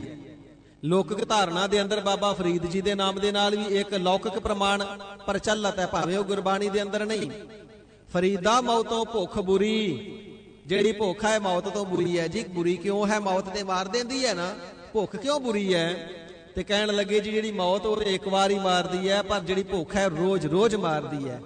ਰਾਤੀ ਸੁੱਤੇ ਖਾ ਕੇ ਸਵੇਰੇ ਫੇਰ ਖੜੀ। ਮੌਤ ਇੱਕ ਵਾਰ ਆ ਗਈ ਤੇ ਕਹਾਣੀ ਖਤਮ ਹੋ ਗਈ, ਦੁਬਾਰਾ ਨਹੀਂ ਆਉਂਦੀ। ਪਰ ਭੁੱਖ ਐਸੀ ਹੈ, ਇੱਕ ਵਾਰ ਨਿਵਰਤ ਕਾ ਲਿਓ, ਰਾਤ ਨੂੰ ਰੱਜ ਕੇ ਖਾ ਕੇ ਸੌਂਦਾ, ਸਵੇਰ ਨੂੰ ਫਿਰ ਭੁੱਖ ਖੜੀ ਹੁੰਦੀ ਹੈ। ਇਸ ਕਰਕੇ ਮੌਤ ਤੋਂ ਵੀ ਬੁਰੀ ਹੈ, ਬਾਰ-ਬਾਰ ਆਉਂਦੀ ਹੈ। ਦੁੱਖ ਵਿਛੋੜਾ, ਇੱਕ ਦੁੱਖ ਭੂਖ, ਇੱਕ ਦੁੱਖ ਸਖਤ ਵਾਰ ਜਮਦੂਤ, ਇੱਕ ਦੁੱਖ ਹੈ ਸ਼ਕਤੀਸ਼ਾਲੀ ਜਮਦੂਤਾਂ ਦਾ। ਨਰਕਾਂ ਵਿੱਚ ਪਾ ਦਿੰਦੇ ਨੇ, ਕੜਕਾ ਕੇ ਸਰੀਰ ਨੂੰ ਜਾਨ ਕੱਢ ਲੈਂਦੇ ਨੇ। ਇਹ ਨਹੀਂ ਪੁਕਾਰ ਸੁਣਦੇ, ਇਹ ਨਹੀਂ ਕਿਸੇ ਬੇਨਤੀ ਨੂੰ ਪ੍ਰਵਾਨ ਕਰਦੇ। ਇੱਕ ਦੁੱਖ ਸਖਤ ਵਾਰ ਜਮਦੂਤ, ਇੱਕ ਦੁੱਖ ਰੋਗ ਲੱਗੈ ਤਨ ਧਾਏ। ਇੱਕ ਦੁੱਖ ਹੈ ਜਿਹੜਾ ਸਰੀਰ ਨੂੰ ਰੋਗ ਦਾ ਲੱਗ ਜਾਣਾ। ਇਹ ਵੀ ਹਰ ਵੇਲੇ ਕਲਪਾ ਕੇ ਰੱਖਦਾ, ਦੁਖੀ ਕਰਕੇ ਰੱਖਦਾ। ਇਹ 4 ਪ੍ਰਕਾਰ ਦੇ ਦੁੱਖ ਮੰਨੇ ਗਏ ਨੇ, ਵਿਛੋੜੇ ਦਾ, ਭੁੱਖ ਦਾ, ਜਮਦੂਤਾਂ ਦਾ ਤੇ ਸਰੀਰ ਨੂੰ ਲੱਗਣ ਵਾਲੇ ਰੋਗਾਂ ਦਾ। ਪਰ ਸਤਿਗੁਰੂ ਜੀ ਨੇ ਜਦੋਂ ਚਵਾਂ ਦਾ ਕਥਨ ਕੀਤਾ ਤੇ ਸਭ ਤੋਂ ਪਹਿਲਾਂ ਵਿਛੋੜੇ ਦਾ ਲਿਖਿਆ ਹੈ, ਦੁੱਖ ਵਿਛੋੜਾ। ਤੇ ਸਾਧ ਸੰਗਤ ਜੀ ਜਿਨ੍ਹਾਂ ਨੂੰ ਸਰੀਰਕ ਵਿਛੋੜਾ ਸੰਬੰਧੀਆਂ ਦਾ ਪੈ ਜਾਂਦਾ, ਨਹੀਂ ਸਹਾਰਦੇ ਨਾ, ਸੰਬੰਧੀਆਂ ਦੇ ਵਿਛੋੜੇ ਦੇ ਵਿੱਚ ਕੋਈ ਝੁਰ ਝੁਰ ਕੇ ਮਰ ਜਾਂਦਾ ਹੈ, ਕੋਈ ਸਦਮੇ ਦੇ ਨਾਲ ਮਰ ਜਾਂਦਾ ਹੈ, ਤੇ ਕਈ ਸਦਮਾ ਨਾ ਚੱਲਦਿਆਂ ਹੋਇਆ ਆਤਮ ਹੱਤਿਆ ਹੀ ਕਰ ਲੈਂਦੇ ਨੇ, ਆਤਮ ਹੱਤਿਆ ਕਰਕੇ ਮਰ ਜਾਂਦੇ ਨੇ। ਵਿਛੋੜਾ ਐਸਾ ਦੁੱਖ ਹੈ। ਤੇ ਪ੍ਰਮਾਤਮਾ ਜੀ ਦੇ ਵਿਛੋੜੇ ਦਾ ਦੁੱਖ ਐਸਾ, ਜੀਵ ਇੱਕ ਵਾਰ ਨਹੀਂ ਕਰੋੜਾਂ ਵਾਰ ਮਰਿਆ ਤੇ ਪਤਾ ਨਹੀਂ ਕਦੋਂ ਤੱਕ ਮਰਦਾ ਰਹੇਗਾ, ਜਦ ਤੱਕ ਮਿਲਦਾ ਨਹੀਂ। ਪਰਮਾਤਮਾ ਜੀ ਦੇ ਨਾਲੋਂ ਵਿਛੋੜਾ ਪਿਆ, ਤਾਂ ਹੀ ਤੇ ਜੰਮਣ ਮਰਨ ਬਣਿਆ ਨਾ। ਵਿਛੋੜੇ ਕਰਕੇ ਹੀ ਬਾਰ-ਬਾਰ ਜੰਮਦਾ ਹੈ, ਨਾ ਮਿਲਣੇ ਕਰਕੇ ਵਿਛੋੜਾ ਪਿਆ, ਰਹਿਣ ਜਰ ਕਰਕੇ ਬਾਰ-ਬਾਰ ਮਰਦਾ ਹੈ, ਫਿਰ ਜੰਮਦਾ ਹੈ, ਫਿਰ ਮਰਦਾ ਹੈ, ਫਿਰ ਜੰਮਦਾ ਹੈ, ਫਿਰ ਮਰਦਾ ਹੈ। ਇਹ ਵਿਛੋੜੇ ਦਾ ਸੰਤਾਪ ਹੈ। ਤੇ ਜਦੋਂ ਵਾਹਿਗੁਰੂ ਜੀ ਦੇ ਨਾਲ ਮਿਲਾਪ ਹੋ ਜਾਵੇ, ਫਿਰ ਜੰਮਣ ਮਰਨ ਦੇ ਵਿੱਚ ਜੀਵ ਨਹੀਂ ਆਉਂਦਾ ਹੈ। ਤੇ ਸਤਿਗੁਰੂ ਸੱਚੇ ਪਾਤਸ਼ਾਹ ਮਹਾਰਾਜ ਸਾਹਿਬ ਜੀ ਬਚਨ ਕਰਨਾ ਕਰਦੇ ਨੇ, ਨਾਨਕ ਨਾਮ ਵਸੈ ਘਟ ਅੰਤਰ, ਗੁਰਮਤ ਮਿਲੇ ਪਿਆਰੇ। ਜਿਹੜੇ ਗੁਰਮਤੀਏ ਹੋ ਗਏ, ਗੁਰੂ ਕੀ ਮਤ ਨੂੰ ਜਿਨ੍ਹਾਂ ਨੇ ਗ੍ਰਹਿਣ ਕਰ ਲਿਆ, ਸਤਿਗੁਰੂ ਜੀ ਦੀ ਮਰਿਆਦਾ ਨੂੰ ਧਾਰਨ ਕਰ ਲਿਆ, ਸਤਿਗੁਰੂ ਜੀ ਦੀ ਸਿੱਖਿਆ ਨੂੰ ਜਿਨ੍ਹਾਂ ਨੇ ਸਿੱਖ ਲਿਆ, ਉਹ ਪਿਆਰੇ ਹਰੀ ਅਕਾਲ ਪੁਰਖ ਵਾਹਿਗੁਰੂ ਜੀ ਨੂੰ ਮਿਲ ਜਾਂਦੇ ਨੇ, ਜਿਨ੍ਹਾਂ ਦੇ ਹਿਰਦੇ ਦੇ ਅੰਦਰ ਨਾਮ ਵਸ ਗਿਆ ਹੈ। ਉਹ ਫਿਰ ਜੰਮਣ ਮਰਨ ਦੇ ਵਿੱਚ ਨਹੀਂ ਆਉਂਦੇ। ਵਿਛੋੜੇ ਦਾ ਦੁੱਖ ਉਹਨਾਂ ਦਾ ਕੱਟਿਆ ਜਾਂਦਾ ਹੈ, ਜੰਮਣ ਮਰਨ ਦਾ ਕੱਟਿਆ ਜਾਂਦਾ ਹੈ, ਸ਼ਕਤੀਸ਼ਾਲੀ ਜਮਦੂਤਾਂ ਦਾ ਦੁੱਖ ਵੀ ਕੱਟਿਆ ਜਾਂਦਾ ਹੈ। ਜੰਮਣ ਮਰਨ ਰਹਿਤ ਹੋ ਗਏ ਤੇ ਭੁੱਖ ਦਾ ਦੁੱਖ ਤੇ ਸਰੀਰ ਨੂੰ ਹੀ ਹੈ ਨਾ। ਜਦੋਂ ਜੂਨਾਂ ਵਿੱਚ ਆ ਕਰਕੇ ਅਗਲੇ ਸਰੀਰਾਂ ਦੀ ਪ੍ਰਾਪਤੀ ਨਹੀਂ ਹੁੰਦੀ ਤੇ ਫਿਰ ਭੁੱਖ ਤੋਂ ਵੀ ਬਚ ਰਹਿੰਦੇ ਨੇ। ਕਹੋ ਨਾਨਕ ਜਨ ਸਦਾ ਤ੍ਰਿਪਤੇ ਹਰ ਨਾਮ ਭੋਜਨ ਖਾਇਆ। ਇਸੇ ਪ੍ਰਕਾਰ ਪਦਾਰਥਾਂ ਦੀ ਭੁੱਖ ਵੱਲੋਂ ਵੀ ਤ੍ਰਿਪਤ ਹੋ ਜਾਂਦੇ ਨੇ ਨਾਮ ਦਾ ਭੋਜਨ ਛਕ ਕਰਕੇ, ਜਿਨ੍ਹਾਂ ਗੁਰਮਤੀਆਂ ਨੇ ਸਤਿਗੁਰੂ ਜੀ ਦੀ ਮੱਤ ਨੂੰ ਧਾਰਨ ਕਰਨਾ ਕੀਤਾ ਹੈ। ਇਸ ਪ੍ਰਕਾਰ ਸਾਧ ਸੰਗਤ ਜੀਓ, ਸ੍ਰੀ ਗੁਰੂ ਅਮਰਦਾਸ ਸੱਚੇ ਪਾਤਸ਼ਾਹ ਮਹਾਰਾਜ ਪਰਮ ਕਿਰਪਾਲੂ ਜੀ ਜਗਿਆਸੂਆਂ ਦੇ ਸ਼ੰਕੇ ਨਿਵਰਤ ਕਰਦਿਆਂ ਹੋਇਆਂ ਪਾਵਨ ਸਰਬ ਸਾਂਝੇ ਉਪਦੇਸ਼ ਦੀ ਦਾਤ ਬਖਸ਼ਿਸ਼ ਕਰ ਰਹੇ ਨੇ। ਗਰੀਬ ਨਿਵਾਜ ਸੱਚੇ ਪਾਤਸ਼ਾਹ ਮਹਾਰਾਜ ਜੀ ਜਿਵੇਂ ਹੋਰ ਉਪਦੇਸ਼ ਦੀ ਦਾਤ ਬਖਸ਼ਿਸ਼ ਕਰਦੇ ਨੇ, ਕੱਲ ਅਤੇ ਅਗਲੇ ਦੀਵਾਨਾਂ ਦੇ ਅੰਦਰ ਸਰਵਣ ਕਰਾਂਗੇ। ਇਥੋਂ ਤੱਕ ਪਾਵਨ ਗੁਰਬਾਣੀ ਦੀ ਵਿਚਾਰ ਕਰਦਿਆਂ ਸਾਹਿਬੇ ਕਮਾਲ ਸ੍ਰੀ ਗੁਰੂ ਗੋਬਿੰਦ ਸਿੰਘ ਸਾਹਿਬ ਸੱਚੇ ਪਾਤਸ਼ਾਹ ਜੀ ਮਹਾਰਾਜ, ਸ੍ਰੀ ਗੁਰੂ ਗ੍ਰੰਥ ਸਾਹਿਬ ਜੀ ਮਹਾਰਾਜ ਕਿਰਪਾਲਤਾ ਕਰਕੇ ਭੁੱਲਾ ਚੁੱਕਾਂ ਦੀ ਖਿਮਾ ਅੱਗੇ ਵਾਸਤੇ ਸਮਤ ਬਖਸ਼ਣੀ। ਹਾਜ਼ਰੀਆਂ ਦਰ ਪ੍ਰਵਾਨ ਕਰੋ। ਜੋ ਪੜਿਆ ਹੈ, ਸਰਵਣ ਕੀਤਾ, ਕਥਨ ਕੀਤਾ ਹੈ, ਸਾਡੇ ਹਿਰਦਿਆਂ ਦੇ ਅੰਦਰ ਵਸਾ ਦੇਵੋ ਮਹਾਰਾਜ। ਆਪਣੀ ਸਨਮੁਖਤਾ ਬਣਾਈ ਰੱਖੋ। ਪਾਪਾਂ ਤੋਂ, ਔਗਣਾਂ ਤੋਂ, ਵਿਕਾਰਾਂ ਤੋਂ ਦਾਤਾਰ ਕਿਰਪਾਲਤਾ ਕਰਕੇ ਬਚਾ ਲਵੋ ਜੀ। ਭੁੱਲਾ ਚੁੱਕਾਂ ਦੀ ਸਾਧ ਸੰਗਤ ਜੀ ਕਿਰਪਾਲਤਾ ਕਰਕੇ ਖਿਮਾ ਅੱਗੇ ਵਾਸਤੇ ਸਮਤ ਬਖਸ਼ਣੀ। ਗਰੀਬ ਨਿਵਾਜ ਸਭਨਾਂ ਦੀਆਂ ਝੋਲੀਆਂ ਖੁਸ਼ੀਆਂ ਦੇ ਨਾਲ ਭਰ ਦੇਣ। ਗਰੀਬ ਨਿਵਾਜ ਸਤਿਗੁਰਾਂ ਦੇ ਪਾਵਨ ਉਪਦੇਸ਼ ਦੀਆਂ ਅਖੀਰਲੀਆਂ ਪੰਕਤੀਆਂ ਪੜ੍ਹ ਕੇ ਸਮਾਪਤੀ ਹੈ ਜੀ। ਗੁਰਮੁਖ ਹੋਵੇ RAM ਨਾਮ ਵਖਾਣੈ, ਆਪ ਤਰੈ ਕੁਲ ਤਾਰੇ। ਨਾਨਕ ਨਾਮ ਵਸੈ ਘਟ ਅੰਤਰ, ਗੁਰਮਤਿ ਮਿਲੇ ਪਿਆਰੇ। ਵਾਹਿਗੁਰੂ ਜੀ ਕਾ ਖਾਲਸਾ, ਵਾਹਿਗੁਰੂ ਜੀ ਕੀ ਫਤਿਹ। ਹੈ ਅਚੁਤ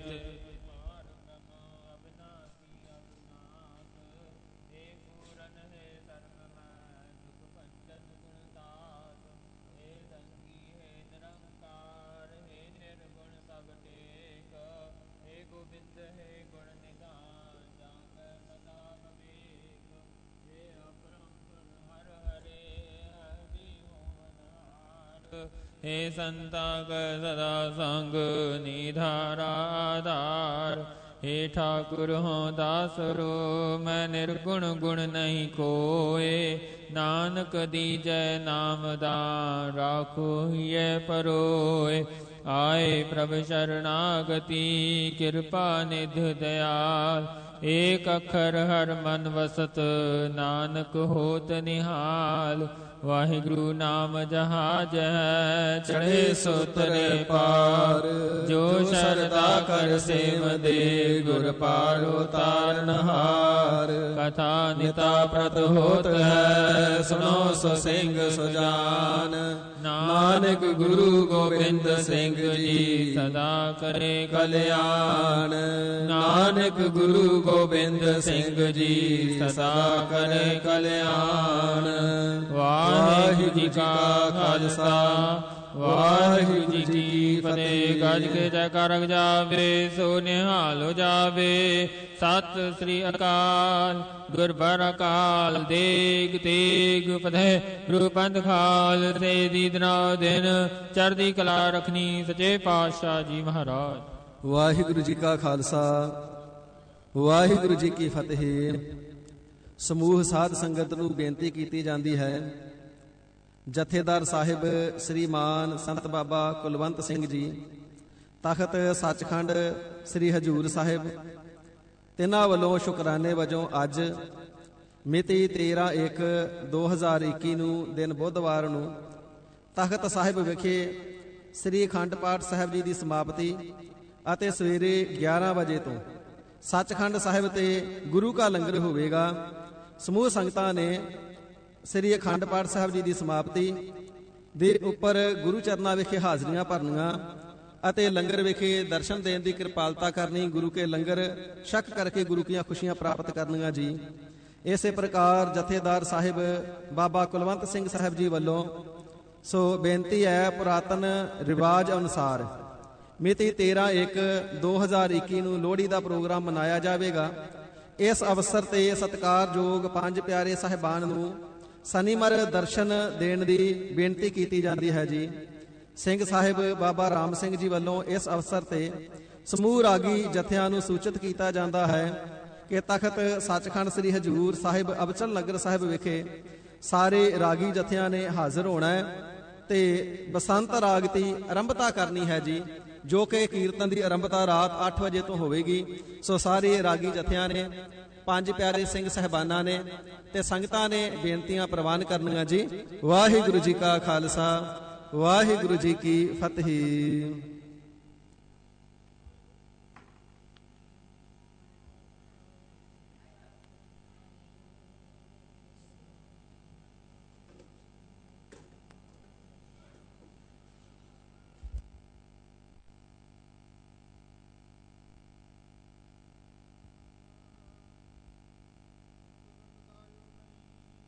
जन्म अकारत कीन,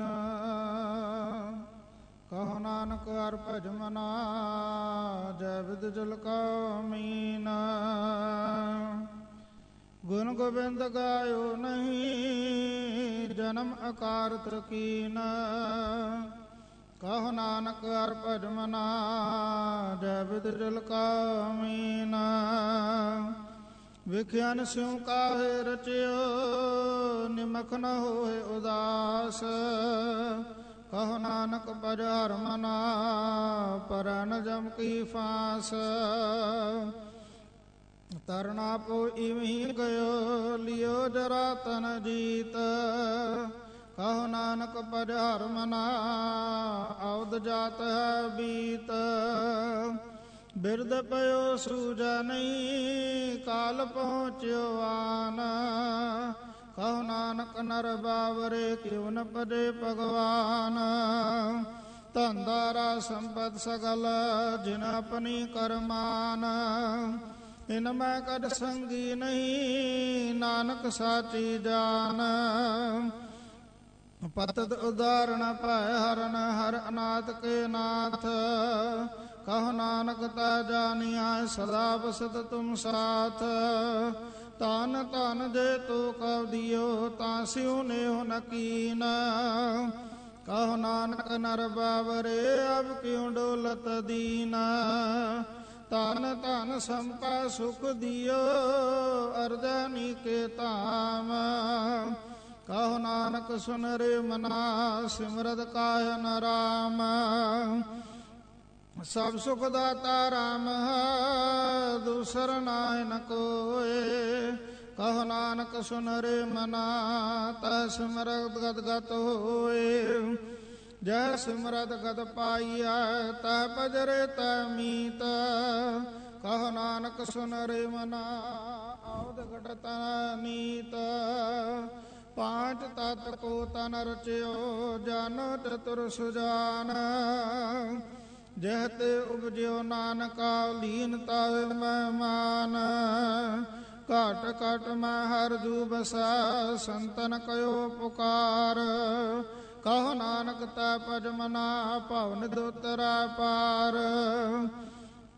सुख दुख दा परसा नहीं, लोभ मोह अभिमान, कहो नानक सुन रे मना, सो मूरत भगवान। उस्तत निंद्या नाय जह, कंचन लो समान, कहो नानक सुन रे मना, मुक्तता ता जान। हरख सोग जाका नहीं, बैरी मीत समान, कहो नानक सुन रे मना, मुक्तता ता जान। पै काहू काव देत न मानत आन, कहो नानक सुन रे मना, ज्ञानी ताहि बखान। जय बिखिया सगली तरी, लियो पेख बैराग, कहो नानक सुन रे मना, तै नर माथा भाग।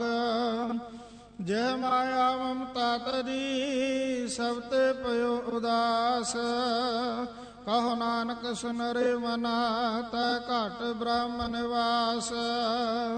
जय प्राणी हो मैं तरी, करता राम पछान, कहो नानक वा मुक्त नर, ए मन साची मान। पै ना सुंदर मत हरण, कलम हर को नाम, निस दिन जो नानक भजै, सफल होए ता काम। ਜਿਹਬਾ ਗੁਣ ਗੋਬਿੰਦ ਭਜੋ ਕਰਨ ਸੁਨੋ ਹਰ ਨਾਮ ਕਹੋ ਨਾਨਕ ਸੁਨ ਰੇ ਮਨਾ ਪਰਾਨ ਜਮ ਕਾ ਧਾਮ ਜੋ ਪ੍ਰਾਣੀ ਮਮਤਾ ਤਜਾ ਲੋਭ ਮੋਹ ਅਹੰਕਾਰ ਕਹੋ ਨਾਨਕ ਆਪਨ ਤਰੈ ਅਵਰਨ ਲੇਤ ਉਧਾਰ ਜਿਉ ਸੁਪਨਾ ਅਰ ਪੇਖਨਾ ਐਸੇ ਜਗ ਕਾ ਜਾਨ ਨਿਨ ਮੈਂ ਕਰ ਸਾਚੋ ਨਹੀਂ ਨਾਨਕ ਬਿਨ ਭਗਵਾਨ ਨਿਜ ਦਿਨ ਮਾਇਆ ਕਾਰਣੇ ਪ੍ਰਾਣੀ ਡੋਲਤ ਨੀਤ ਕੋਟਨ ਮੈਂ ਨਾਨਕ ਕੋ ਨਾਰਾਇਣ ਜੈ ਚੀਤ ਜੈਸੇ ਜਲਤੇ ਬੁਧ ਬੁਧਾ ਉਪਜੈ ਬਿਨ ਸਨੀਤ ਜਗ ਰਚਨਾ ਤੈਸੇ ਰਚੀ ਕਹੋ ਨਾਨਕ ਸੁਨ ਮੀਤ ਪ੍ਰਾਣੀ ਕਛੂ ਨ ਚੇਤਈ ਮਦ ਮਾਇਆ ਕਾ ਅੰਧ ਕਹੋ ਨਾਨਕ ਬਿਨ ਹਰ ਭਜਨ ਪਰਤ ਤਾਏ ਜਮ ਫੰਦ ਜੋ ਸੁਖ ਕਾ ਚਾਹੈ ਸਦਾ ਸ਼ਰਨ ਰਾਮ ਕੀ ਲੇਹ ਕਹੋ ਨਾਨਕ ਸੁਨ ਰੇ ਮਨਾ ਦੁਰਲਭ ਮਾਨੁਖ ਦੇਹ ਮਾਇਆ ਕਾਰਣ ਤਾਵਈ ਮੂਰਖ ਲੋਗ ਅਜਾਨ ਕਹੋ ਨਾਨਕ ਬਿਨ ਹਰ ਭਜਨ ਬਿਰਤਾ ਜਨਮ ਸਿਰਾਨ ਜੋ ਪ੍ਰਾਣੀ ਨਿਸ ਦਿਨ ਭਜੈ ਰੂਪ ਰਾਮ ਤਾ ਜਾਨ ਹਰ ਜਨ ਹਰ ਅੰਤਰ ਨਹੀਂ ਨਾਨਕ ਸਾਚੀ ਮਾਨ ਮਨ ਮਾਇਆ ਮੈਂ ਫਦ ਰਿਓ